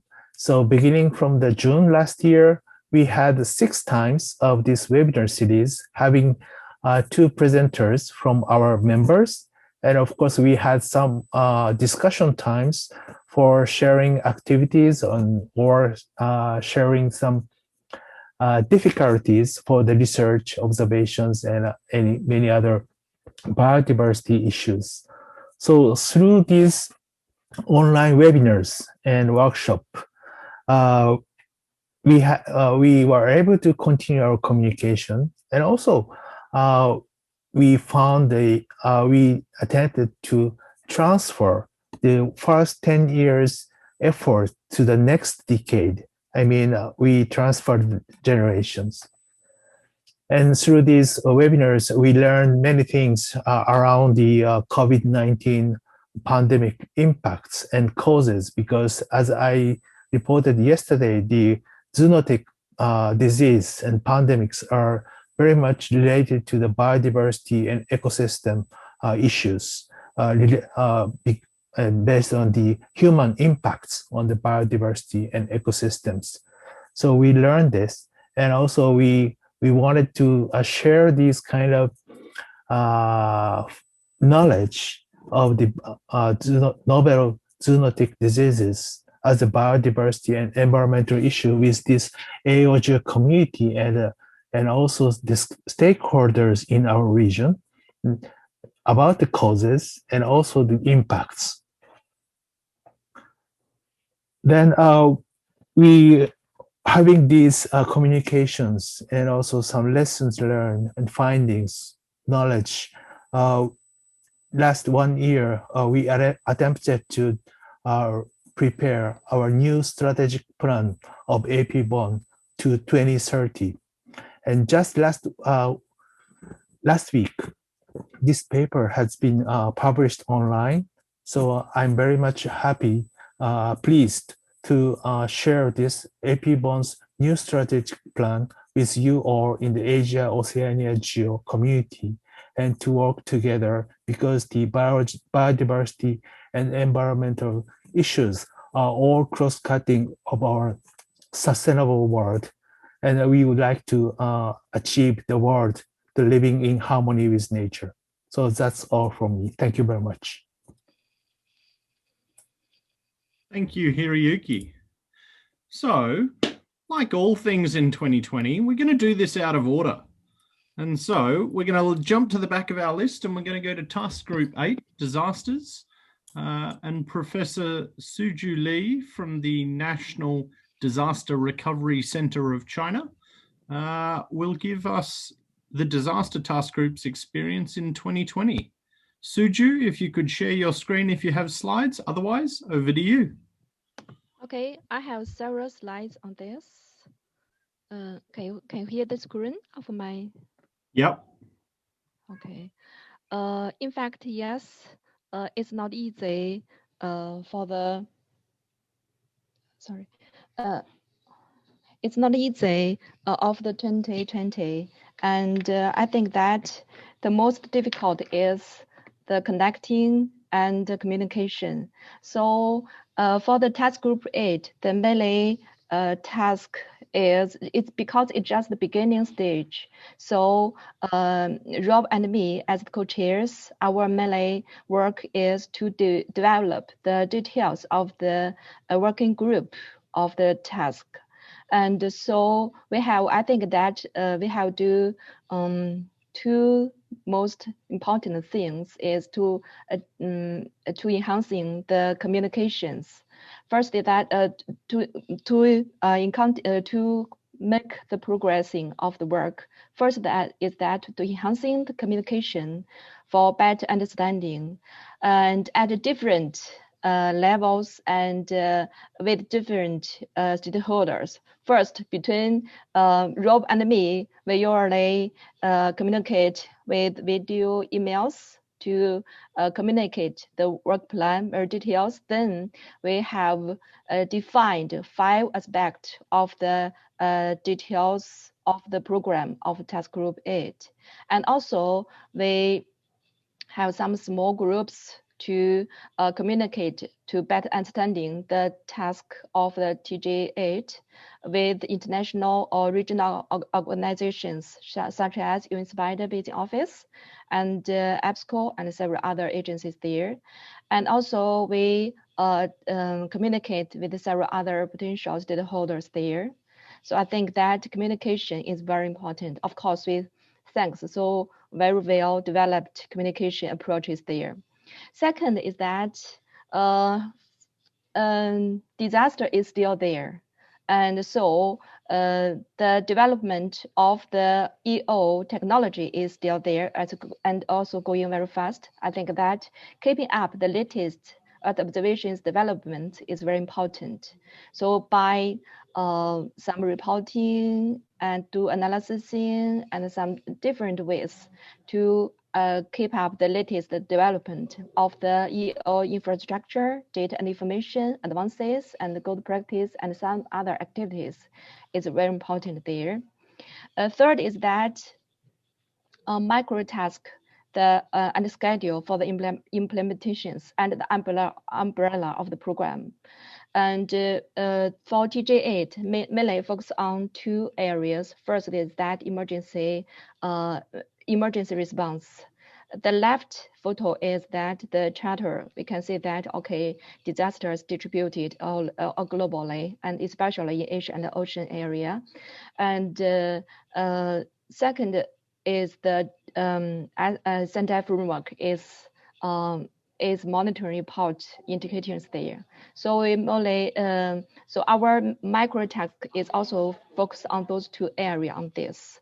Of course, still this kind of situation still not so much changed. I think that this year, at least half of the year, also we should enhance the communication and keep up the updating, and also based on the micro tasking, do the implementations is very important, just for the reference for all of us. Thank you.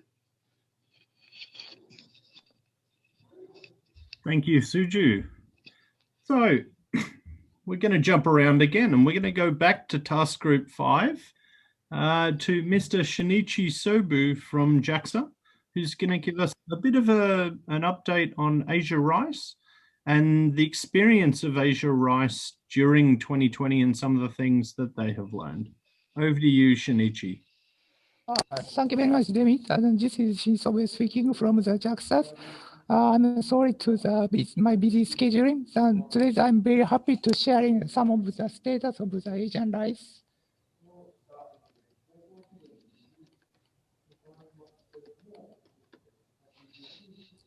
And this is already reported by Rajiv as a part of the task group report, and we have the discussion about how to using the data in the IPS areas, and also the collaboration under the COVID situation. And we have the virtual meeting And especially for the engagement with sales, it's very nice to have this kind of activities.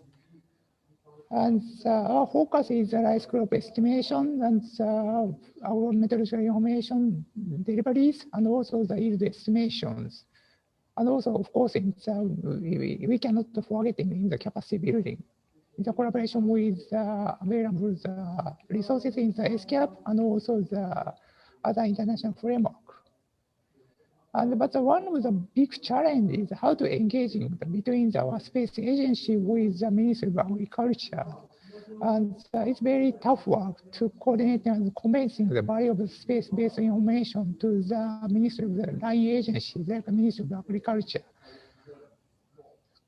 And to do that, we have the phasing approach, starting from the very small area in the technical demonstration site in the one province in each country in the ASEAN, or some of the first priorities countries collaborating for the agrometeorological information with the 4 countries, and then to expanding in the more regions or country levels as well as the regional level like lawmakers.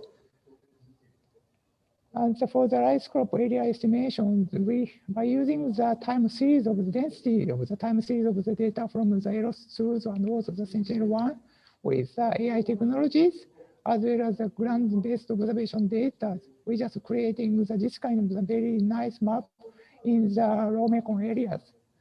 Not only by using the JAXA's experience, but also in the collaboration under the Committee on the Earth Observation and led by the in the VNSC in the 2019, we compare with our data with VNSC data as well as the European Space Agency's product, and to improving the accuracy of each product and to providing each of the available product to the line agencies.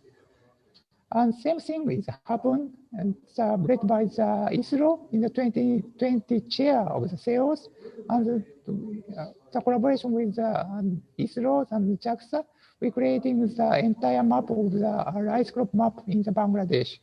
It's a very new technology to using their optical data with our radar data and creating the more accurate information. So the same kind of thing to do the agrometeorological information provision, and the collaboration with ISRO and GISDA, and we compare with available data information from the ISRO, like precipitation, land surface temperatures, and MDBIs, and from the JAXA, we also same data, same as in the GISDA, to compare with their drought index with our drought index. So the way forward, we continue to this kind of activities by using the international donors or Japan ASEAN Trust Fund or ADB, and also the collaborating with sales activities and to expanding our work not only for each countries but also in the region. So this is one of the challenge. Again, we would like to have a very good platform, and also the sharing. One of the challenges is sharing the in situ data or ground data, and promoting this kind of the very big data in Asia. So this is, I think, the highlighting of this Asian rice activity. Thank you, David. Thank you. Okay, so the final update we're going to hear about an experience in 2020 is from Professor Chin-Ho Liu from the Aerospace Information Research Institute in the Chinese Academy of Science. Chin-Ho. Thank you so much. I'm taking great pleasure. I just want to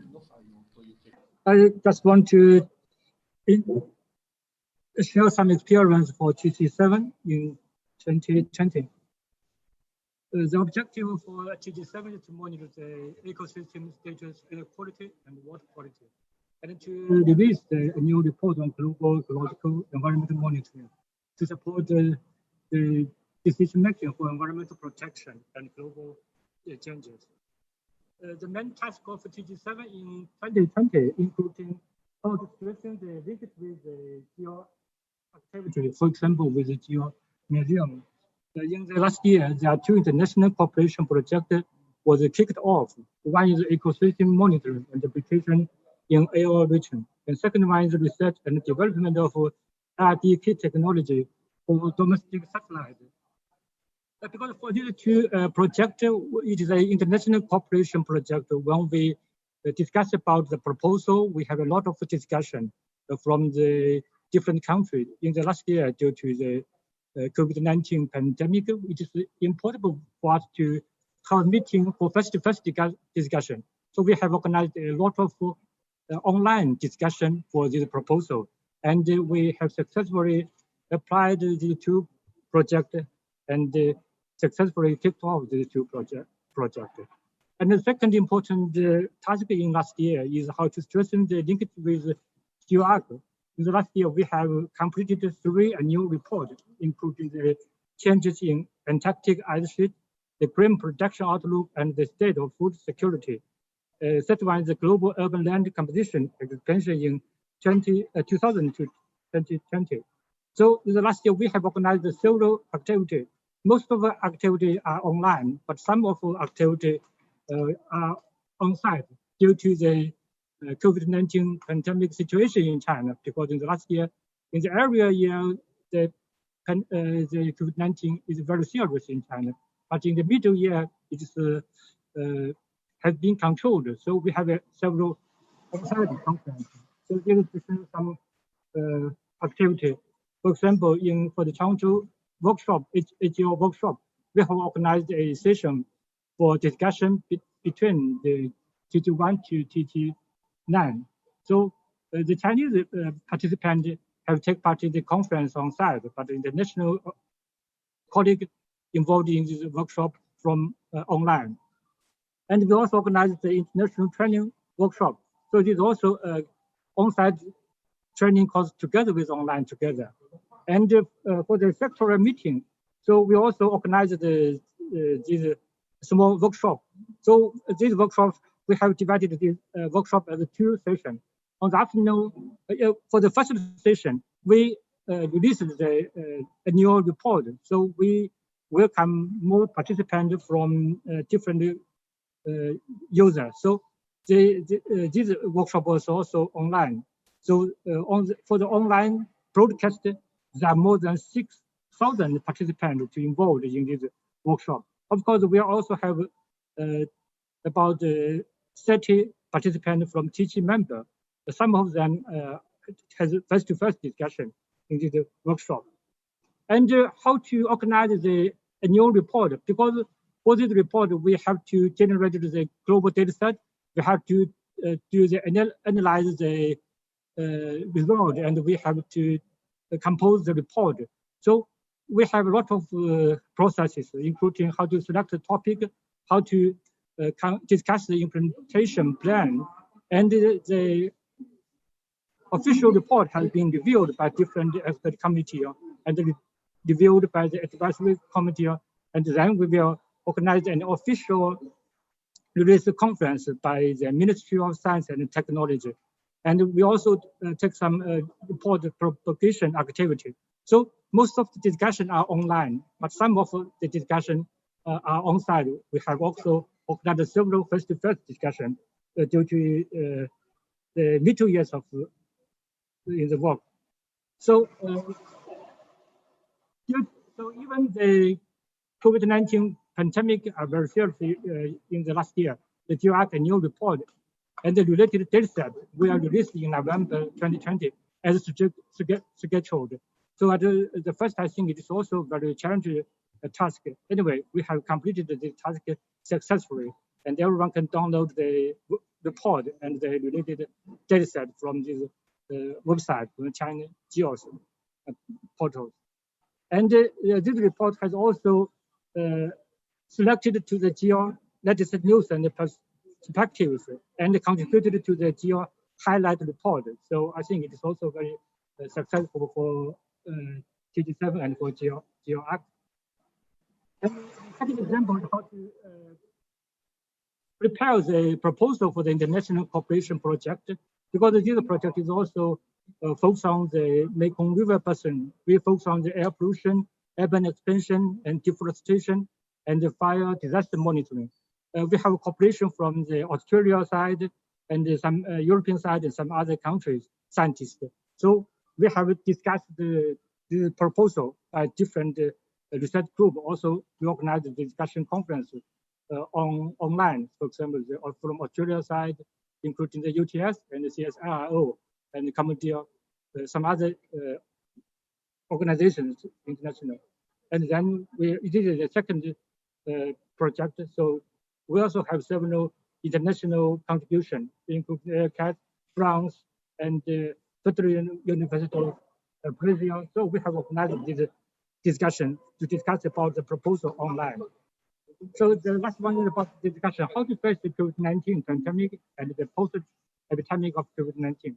We have to how to think about how to solve these challenge issues, including the capacity institution, delivering operational and transparent EO products, organizing our data, the cube, openly available in the cloud platform. For example, work together with the Australia scientists or colleagues, the cube framework, how to carry the integrated field observation and sharing the in situ data for the AO region, because we have generated some product, but how to validate this data set. So it is also, we need the validation network, so we need more cooperation. And the third one is how to advance the data analytical available as open source software or platform to serve to the public user. So it means not only the scientists, but the other user can use this data set, can use these tools to do the analysis. And the last one is a new working model for cooperating and communication online and on-site to face the COVID-19 pandemic. So I think it is also a challenge we have faced in the last year, and we have to think much more new cooperation model, how to work together, how to do the field experiment together, how to share the data together, how to do the analysis together. That is all. Thank you very much. Thank you very much for that. It strikes me that no matter what seems to happen to AOGEO, even a global pandemic, you can't seem to stop these guys from getting stuff done. And so in 2020, the amount of progress we've seen across the task groups, noting that so many of these projects have occurred from people's couches and home offices, is truly remarkable. And I'm so impressed. So I'm now going to pass to my fellow co-chair, Jo Shang. Are you online? And yes. I believe you shall be helping us with the second question in this session. Mm-hmm. And so now we'll be talking about how to make progress on cross-cutting tasks in this situation of 2020.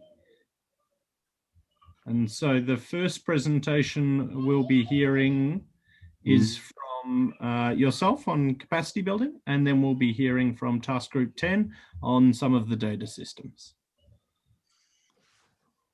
Okay, so maybe I can talk a bit more about the capacity building, or we can call capacity development right now. I would like to share my screen. So, is that okay for everyone? Okay, because haven't got your content yet. Great.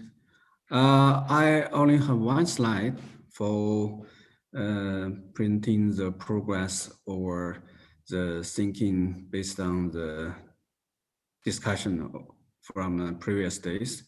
So as we know, capacity development is not a task group in AOGEO, but it's really a critical need for AOGEO community. So we had a special session 2 yesterday. We do received a lot of valuable inputs from this process session on capacity development and knowledge sharing. We have very good presentation from Toshu, Miranda, and Xinfa, and panel discussion chaired by my colleague Professor Kawasaki. So there are three main issues which covers the community concerns. I think you can see from the screen. The first is the approach and the technology. So everybody knows we have a big challenge in past years, especially in 2020. Everyone is fighting against COVID-19. So I think in this special situation, the capacity development need more attention on new approach or hybrid approach to promote the implementation of capacity development activities. So we have a lot of good example in 2020, like the training course held in Beijing, which co-organized by the Aircast and ISMOD under the framework of AOGEO. And also we have very deep talk about hybrid of face-to-face capacity building course with support of virtual technology. And also we all realize to refine the circle of capacity development. That means we need to establish strategic, structured, and evaluable system for activity of capacity development. So especially during and beyond the COVID-19. Then second thing is the utilization of platform for data and sharing, knowledge sharing.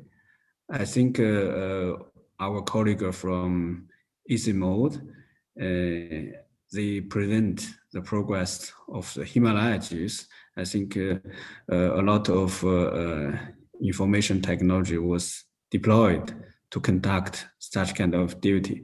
Also, in past years, we are trying to use the cloud training platform, BestCloud, to help and promote the effect of online training course or hands-on practice. So another good example, for example, the colleague are talking about to build AOGEO Knowledge Hub for identify and provide proper and standard knowledge package, especially for capacity building. And also we all know a DS platform, which developed by our Japanese colleague, especially there are a lot of successful example on water-related disaster in Sri Lanka and other cases in Philippines and Myanmar. I think all this can be a kind of platform to promote data and knowledge sharing. We call it online thesis system, OSS. They are, growing concern on this platform to establish interlinkage between disaster resilience and sustainable development in a lot of application cases, as I mentioned. So the third one, I think besides the knowledge hub and ONS, this good approach to promote the data and knowledge sharing, we also need the effective facilitators. We all realize the importance of facilitating effective capacity development. Among this, I think TOT and TOE, training of trainer and the training of expert play critical roles. So we also need to enhance effective online facilitator by using e-learning So I think this is all very important point to promote the work of capacity development in the future. So how to make progress in 2021? I think we need to encourage the use of facilitator as trustable human source by making effective use of e-learning. And seed time is very important for AOGEO community to explore new approach or hybrid approach with support of virtual technology for capacity development. And very important, as I mentioned, the platform, the AO Knowledge Hub and the online synthesis system is very important. The concept and the implementation will accelerate the knowledge spreading within the community of AOGEO. Then another very important, I think IPS is very important guide to convey the power of AOGEO, including the member country and POs. So IPS could be, very important driving force for the AOGEO community to promote the regional cooperation on the capacity development, and also provide the more beneficial benefit for the regional or local user. So I think we do have a lot of work to do. For AOGEO, we need to pay a close attention and more contribution to capacity development. Okay, I think that's the progress and the work plan for the capacity development. Thank you very much, Joshan. Okay. And so our final speaker before the panel discussion, we'll be hearing from Task Group 10. But at the end of that, there will be an opportunity to ask panelists questions. And so while you're listening to this last speaker, I highly recommend you all throw some questions into the Q&A function at the bottom of your screen. Professor Li Guoqing will finish us off with a brief update on the progress of Task Group 10 in 2020. Good afternoon, David. Hello, good afternoon, David. Okay, I'm very pleased to be the last one. I do not want to repeat too much about the progress and the work from its Task Group 10. I just wanted to give some thought about how to make the progress very generally. We understand that the impact from epidemic of COVID-19, the brought is not only for Task Group 10, but also I think for every task group, some problems and opportunity. The problem is serious. We have to, we are suffering with it. The lack of funding, and we cannot meet each together, and the deep communication be made, and also the necessary field work cannot be taken, and also the related the delay of a working plan that brings some of our work have been postponed. It's always a side things. However, it's everything that there is. So we should know the other side of it. So we see opportunity. I think it's from the last year the work is we still found a lot of opportunity, and it also give us a chance to make a progress for our task group. For example, the public healthy and also the post epidemic, the economic recovery, the monitorings, it's a new priority. is for us. So it need is the new methodology and also the new data to support it, not only observation data, but also the GIS data and also social media data, statistic data. So the requirement is for new platform and the new technical system have been raised.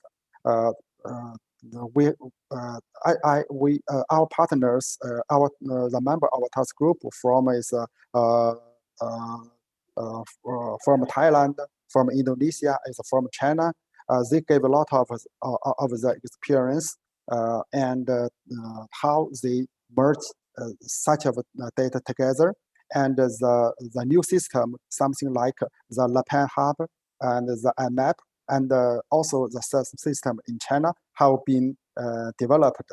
They merge the data and to generate the knowledge. And also, I think is we have a lot of time because we cannot spend it on the face-to-face communication. So it give us chance to focus on some fundamental work. We should do, however, we are really busy in the past time. We can do it, use this break time. For example, we are thinking about think about some very fundamental things on data sharing in Asian and Micronesia. For example, the yellow page, the catalog, and also the architecture, and also some things. So we have doing a lot of the paperwork to do it, and for the very important cross-cutting. The cross-cutting is a work. We understand that the cross-cutting should be we can understand it from two sides. The first is the region.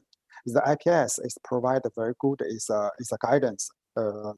Three regions is the Mekong, Himalaya, and the Pacific Islands, and also the research field, the geo priorities, the disaster ecosystem, the SDG, and all, and maybe the news epidemic. It's all the priority. For our task group, we should we should try to respond the side from both sides. We understand some thought on it. The first is the top-down design is very important. The top-down means that we should have a very well thought and deciding how to do this cross-cutting work. For example, in IPS, not only the case itself, but also the support the support items. For example, data, which kind of data, which kind of facility to support that. The another experience is the active coordination to make the good progress of the cross-cutting. The active coordinator coordinating is very, very important because every party participant inside need someone to push, it. So everything is very difficult. However, we need to use the flagship action as a point, to active everything, the active things, and also the methodology to say the result oriented also should be used. We should always remember what is we want and what is the local user they want. So it's based on such understanding. We take a lot of things. For example, we encouraged and seek new data providers to put the data shared by the user. We understand the high perspective data, the high resolution and high speed data is a lack at this moment, and it's very necessary for the user. So we try to dialogue with some providers, and now the orbit is a constellation, the satellite constellation now have opened their 10 meters and 10 meters high spectrum data to geo, and offer the very good coverage to the region of our MPS. I think it's a very useful for ecosystem, for agriculture, and also for the water quality. It's a very useful data resource, and we also use our network and mechanism to encourage more providers use the principle of geo data sharing principle of geo, and to support the disaster response different with the disaster risk task group. So what we do is focus on the data response. We do not want to do too much about the risk analysis. We just focus on the data providing. So in last year we responded about a lot of events in Iran, in Uzbekistan, and also in China, and in more than 5 times. So very quickly we encourage our members to open their data and to arrange the post events as observing. At this moment, in this morning, so we are just launched a new call to New Zealand earthquake, and some of the response have been feedback from our partners. So I think it's a very good example. It's how the geos as a mechanism can be used to collect the data and for our regional activities. I think it's our thought about how to make the progress in critical sourcing. In critical carrying is a task. If you wanted to know about our detailed progress, please visit the website. Yesterday our report have been archived there. Okay, David, thank you. Thank you very much. Well, thank you to all the panelists for again, just completely and utterly showing how much 2020 has not slowed down AOGEO in any way. And we have still managed to achieve great things. So we have to move along to the next session, but I'm going to very quickly try and get an answer to the question which has been thrown in the chat. And so we have a question I am coming from the in situ observation community. Do any task groups recognize impacts on reduction of in situ observations due to COVID-19 in 2020? So I might throw this to someone I know loves talking about in situ observations. Hiroyuki, are you still on the line? Yes, David, thank you very much. I'm going to cap you at 30 seconds, okay? Yeah, thank you. Because as you all know that biodiversity observations are mostly for the field survey by the scientists. So if we cannot travel to anywhere, we have a lot of limitations of the data collection. But at the same time, we recognize that the combination of this field survey and the sensor networks could help us to overcome this kind of challenge. Thank you. Okay, great. So our next session or our next panel discussion, we'll be talking about innovations in our field. And Youngsek, are you on the line? Youngsek? Hi, David. Hi. Yes, I am here. Excellent. So to wrap up this final session, we're going to have a brief discussion talking about different innovations which people have seen come out of 2020.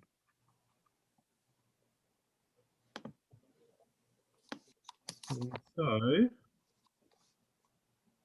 I might hand it over to you, and I believe we're going to be doing this as a panel with the other speakers.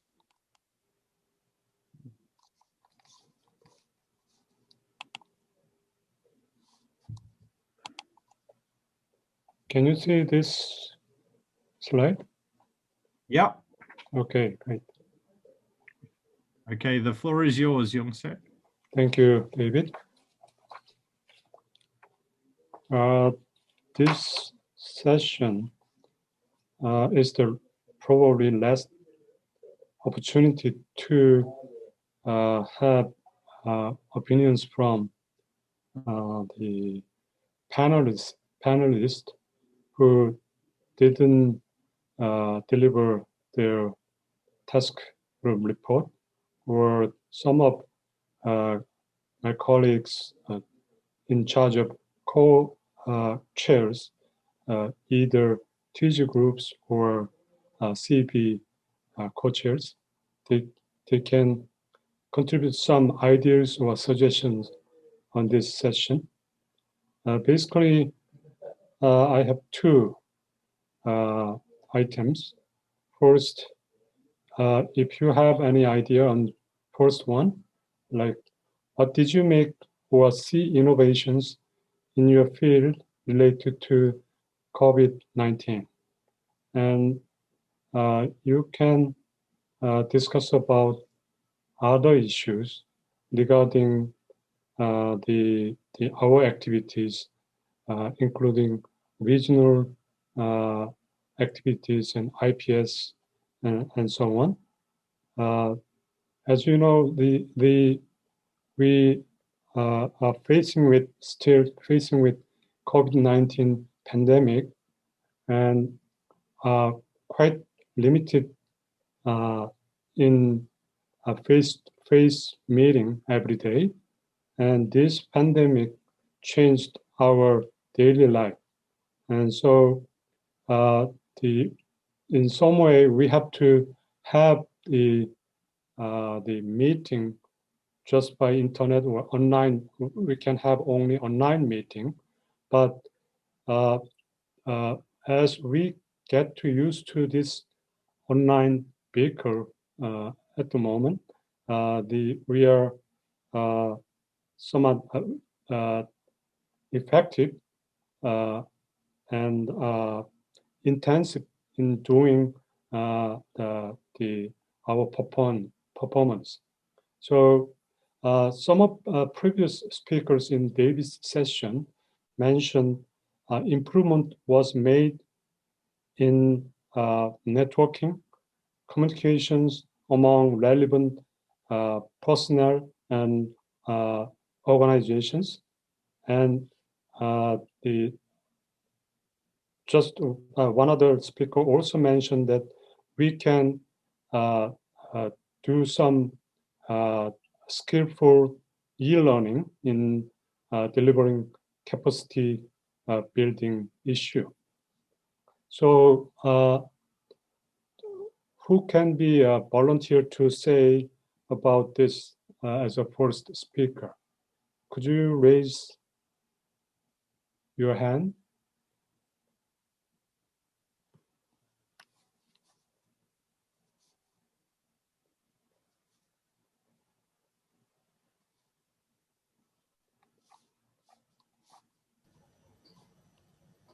This is Shinji speaking from the JAXA.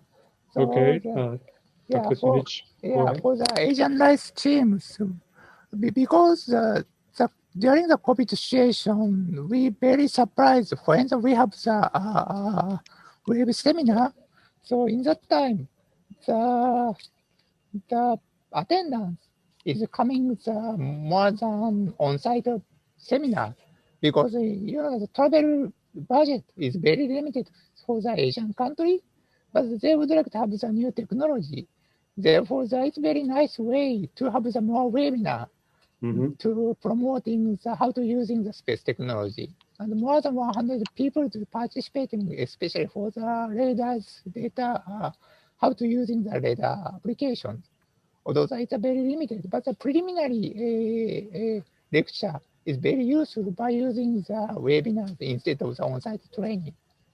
That was happened during the COVID-19 pandemic situations. Thank you. Okay, thank you, Shinichi. And that's good point to make. As this pandemic, I hope becomes to end by the end of this year, that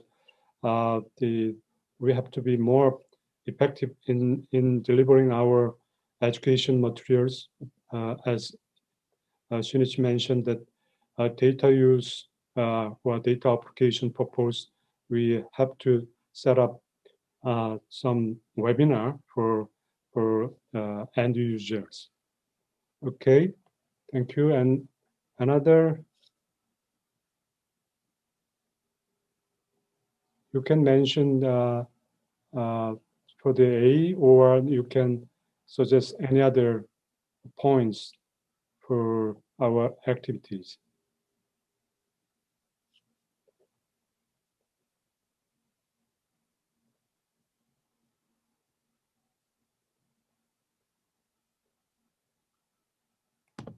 I think we've got some being put into the chat. Mm-hmm. Let's see.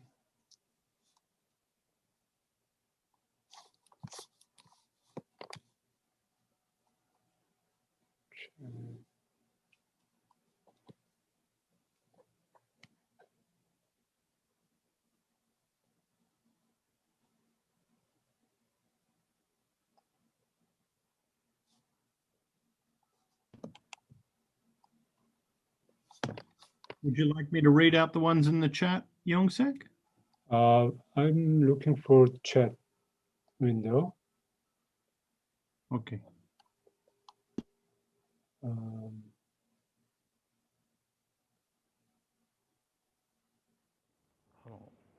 And we also have someone with their hand out up. Shinichi, I can see the last comments in chat window by Shinichi Shobu. Yeah, it's mainly for the inside issues which we chatting. Yeah. So there are no raising the topic for the pandemic issues. So you have to go into the raising the hand person, the message. You have to asking him. Mm-hmm. Yeah, I believe that the carrying out the field campaign could be very difficult at this period of time.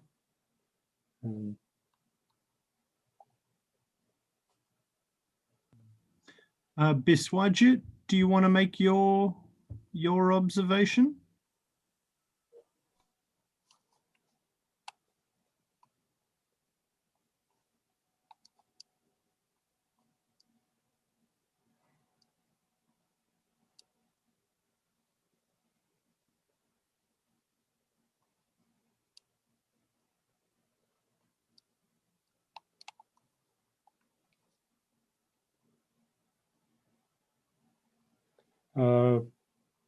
Hiroyuki, do you have any other comment or suggestion?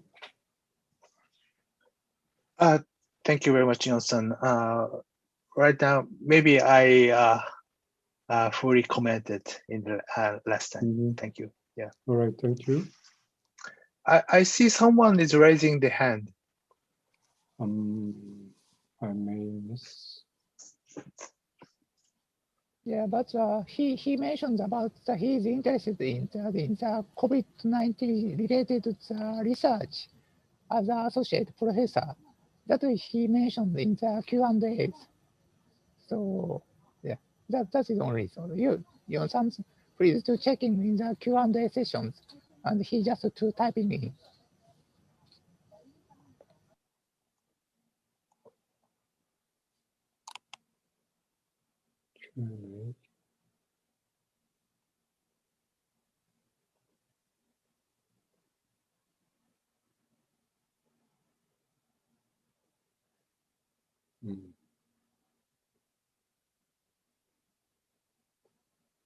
Good. In Q&A window, I can see one person mentioned about he want to conduct research satellite-based atmospheric change estimation under this COVID-19 scenarios.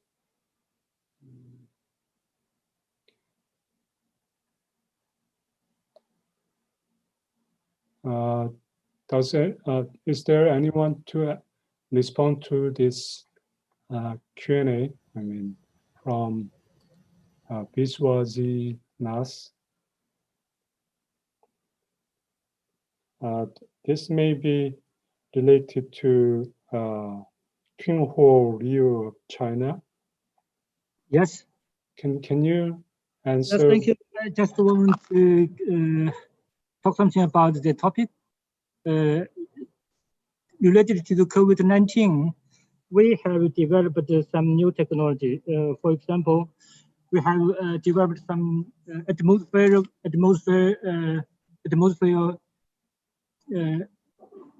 pollution monitoring technology, and then we can do some analysis for the atmosphere environment quality affected by the COVID-19. This is one new technology in recent years. And the second one is we also use the thermal infrared remote sensing technology to monitor the factorial situation.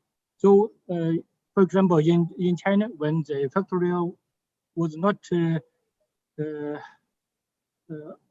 run off, so the temperature is lower, and we can use the temperature to monitoring the factorial situation, so we can control the economic recovery processes after the COVID-19 in China.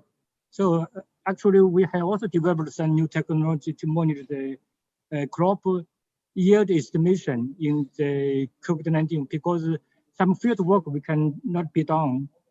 Some field work has been cancelled. How to use the remote sensing data to estimate the crop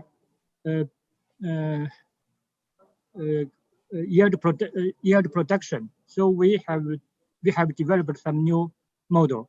So I think the COVID-19 have give us some challenge issue, and then can have also give us some opportunity to do some innovation for remote sensing technologies application in environmental monitoring and in some other area. Yes, thank you very much. Thank you, Liu.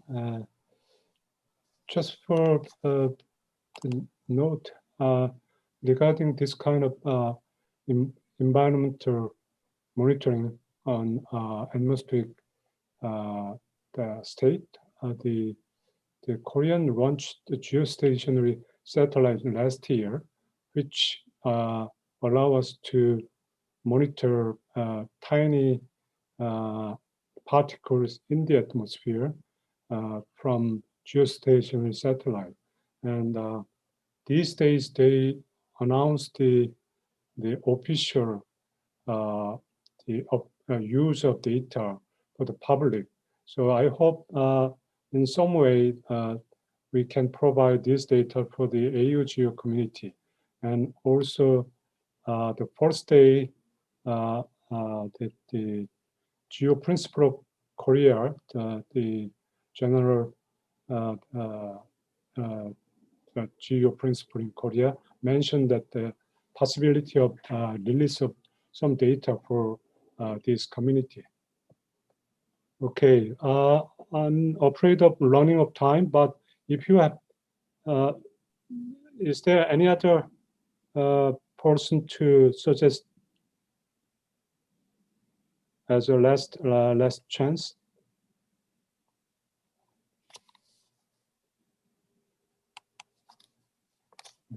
Okay. I think a new geostationary satellite is a pretty good innovation to end this on. Okay. All right. I think that is close to the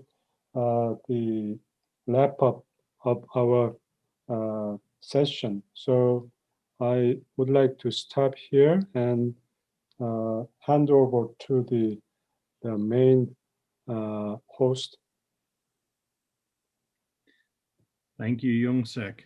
Well, that concludes our wrap-up session, and so I'll now hand back to the Master of Ceremonies, who will introduce the next session.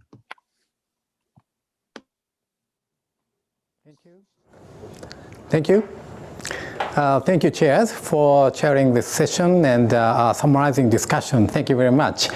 Next, I'd like to move on to the adoption of the 2020 AOGEO statement. The draft statement is already available on the website, so you can check the draft version. Let me invite Dr. David Hudson again for adoption of the statement. David, the floor is yours. Me again.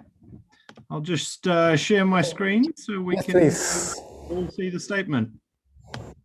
Can you do that by yourself? All done. Okay. Yep. So, the 2020 AOGO statement. I'll just, if you could mute, thank you. So, the 13th AOGEO Symposium was held online from 3 to 5 March 2021 with the theme of enhancing the well-being of people in the Asia-Oceania region through Earth observations in the face of COVID-19 impacts, design and implement future steps for EO to realize global agendas. The symposium brought together 193 participants from 20 countries.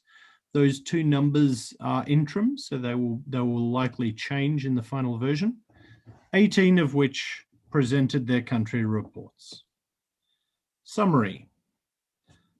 The participants reaffirmed the importance of EO in addressing global issues such as climate change, sustainable development, and disasters, while acknowledging the fact that the COVID-19 pandemic has exacerbated these problems faced by the people who are losing options for countermeasures. Reconfirming their commitment to use the power of science and technology related to EO and its use in addressing the global challenges while contributing to the well-being and quality growth of the people in the region, as well as provide the scientific basis for policy making in response to the global agendas, such as the Paris Agreement, Sendai Framework for Disaster Risk Reduction, and the 2030 Agenda for Sustainable Development.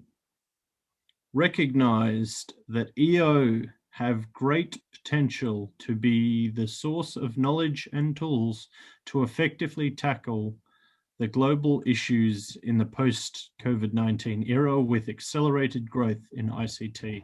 Recognized that regional cooperation is essential for achieving healthy ecosystems and sustainable society, with the concerns about the zoonotic pandemics as a biodiversity and environmental issue because of the increasing contact with wildlife and livestock through land use change, wildlife exploitation, global transportation, and land exposure by climate change.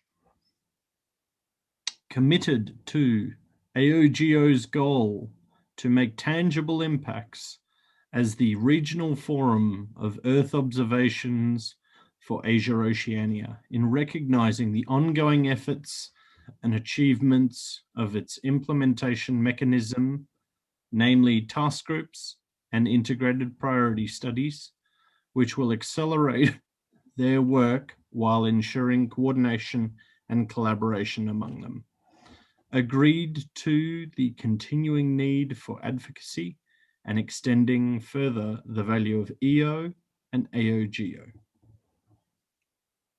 Engagement priorities. Given the above, participants agreed that AOGEO members and relevant TGs and IPSs will take the following actions towards the next symposium.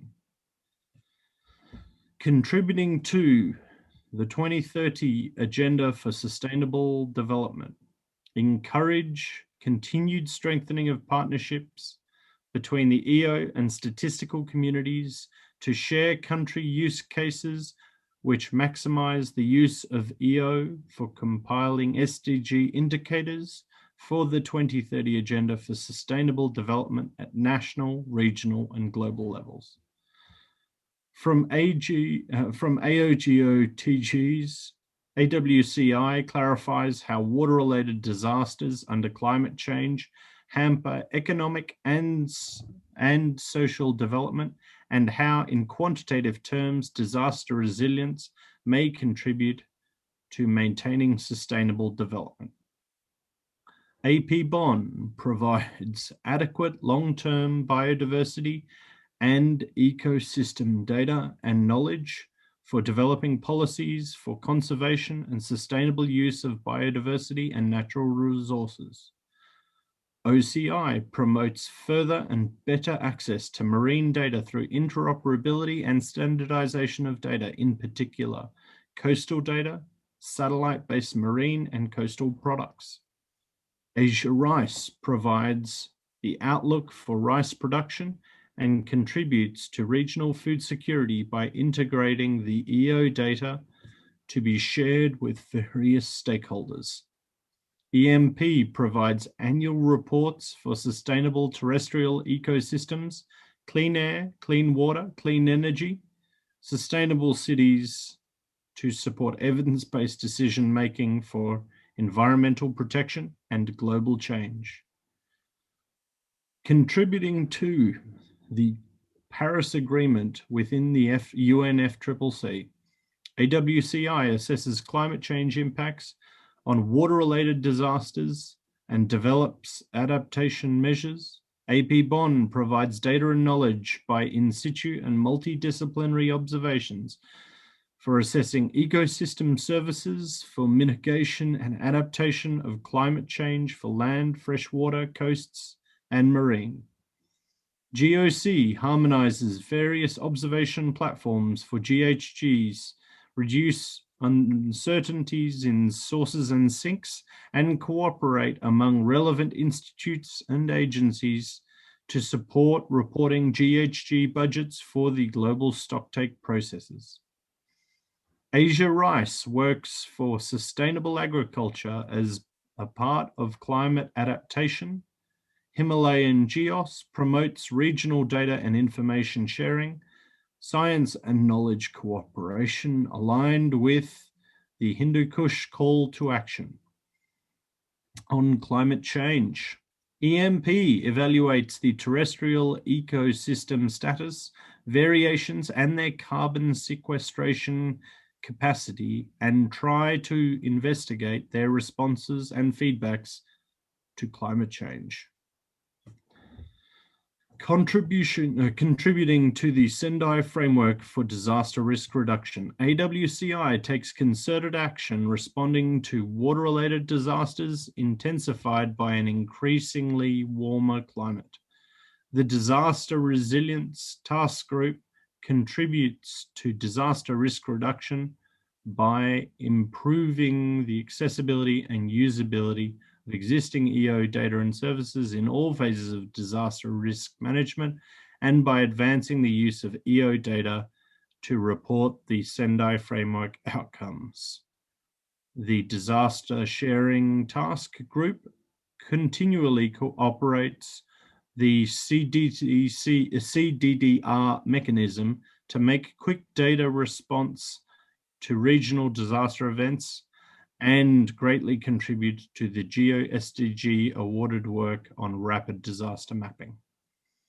Scaling up through IPS, the participants support Australia's organising a strategic planning workshop to further updating the IPS demonstrations.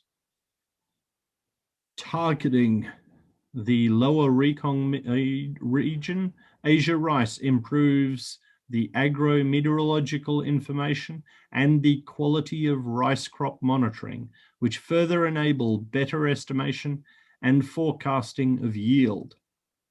EMP provides quantitative remote sensing products for sharing and focus on urban expansion, air pollution, deforestation, fire disaster monitoring, and evaluation in the lower Mekong Basin. Himalayan GEOS is exploring biodiversity and forest degradation and tackling new interdisciplinary challenges.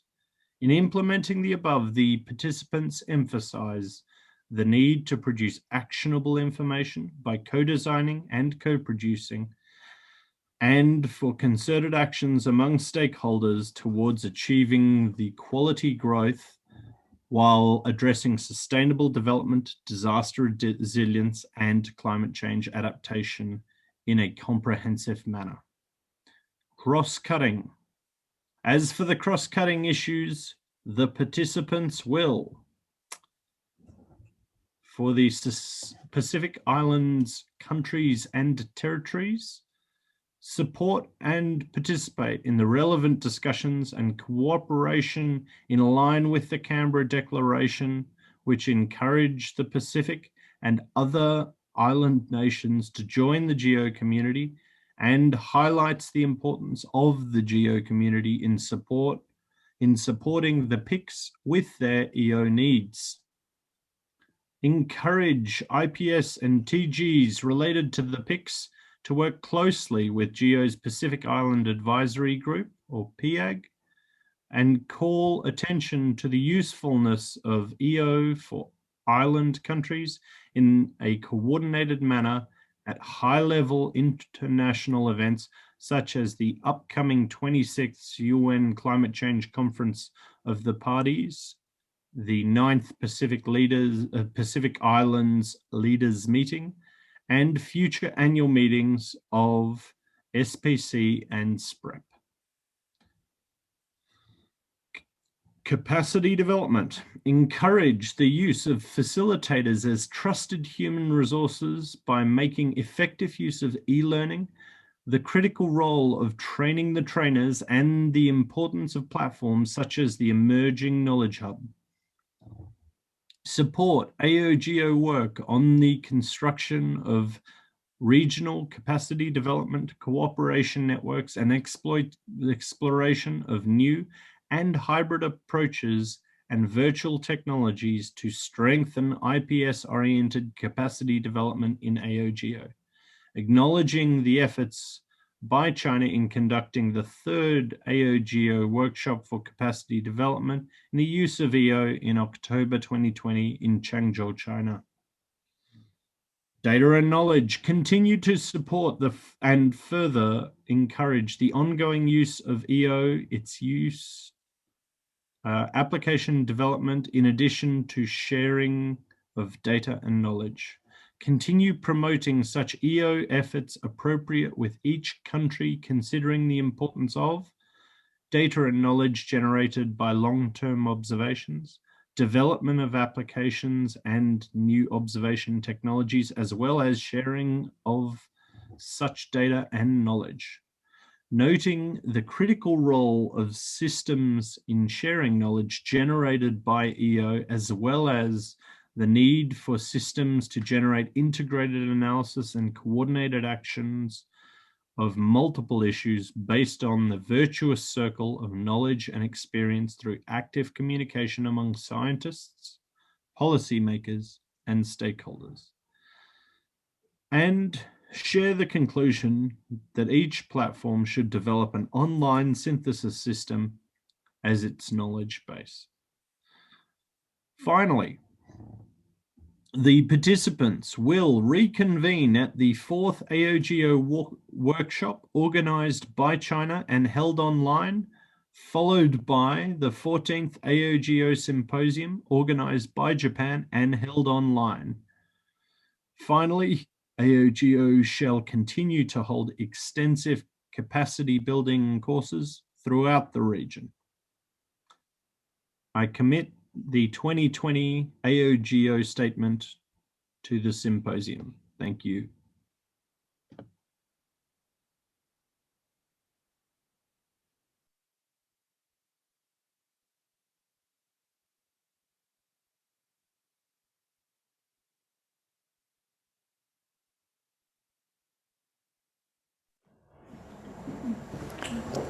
Thank you very much. Thank you very much, David, for reading a very long statement. It's a very nice statement. So we will upload adopted statement on AOGEO Symposium website as soon as it is ready. So finally, I'd like to invite Mr. Horiuchi Yoshinori, Deputy Director General, Research and Development Bureau, Ministry of Education, Culture, Sports, Science and Technology, Japan. He will deliver closing remarks on behalf of the host country. 堀内さん、よろしくお願いします。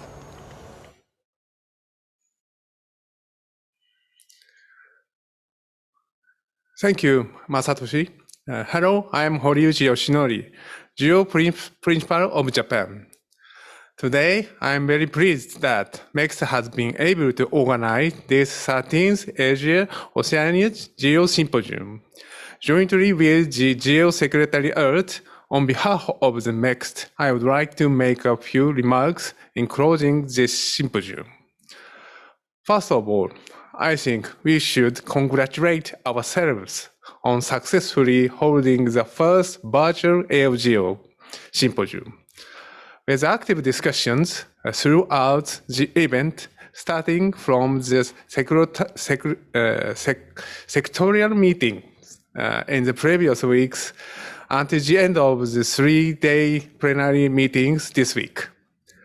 Second, I really enjoyed the country report session, which was set up for the first time in 3 years since the 10th GEO's AP Symposium.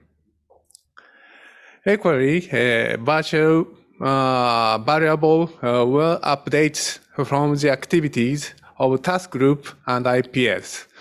I would like to highlight our discussion on important issues in the Asia-Oceania region during the special sessions, which provided a very useful opportunity to share the best practices and to further develop ideas for the future activities of Earth observation in this region. Third, I am delighted to see the statement adopted in summary session, during which we reaffirmed the importance of utilizing Earth observations and the power of science and technology through its applications in addressing global issues while further promoting the activities of AOGEO during the COVID-19 era. Additionally, we share the importance of using Earth observations to contribute to deepening the understanding of the impact of emerging infectious diseases such as COVID-19. I hope that this discussion will lead to further development of our activities in the future.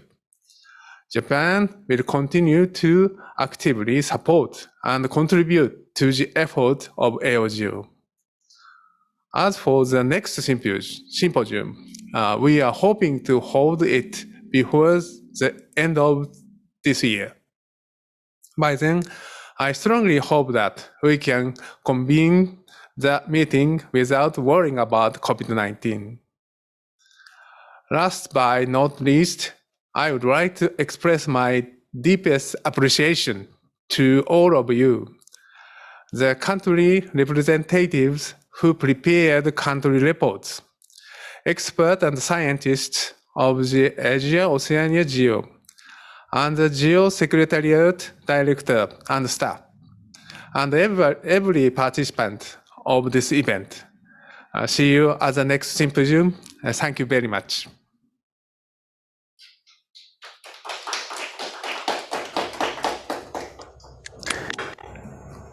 Thank you very much, Horiuchi-san. This is all we have for the 13th AOGEO Symposium. Thank you very much for your participation and discussions. We have recorded all sessions and we will upload the files on AOGEO Symposium website. Of course, presentation materials and statement will be available on the website as well. AOGEO Symposium is a great opportunity to advance our Earth observation activities even during such a hard time as COVID-19. Actually, over 200 participants from 20 countries joined this symposium. Thank you very much. I hope we will overcome COVID-19 and see you again face to face, hopefully, in the future AOGEO Symposium. Finally, I'd like to ask you to unmute your microphone and give a big applause to chairs, speakers, and all the participants. Thank you very much. Thank you very much. See you again.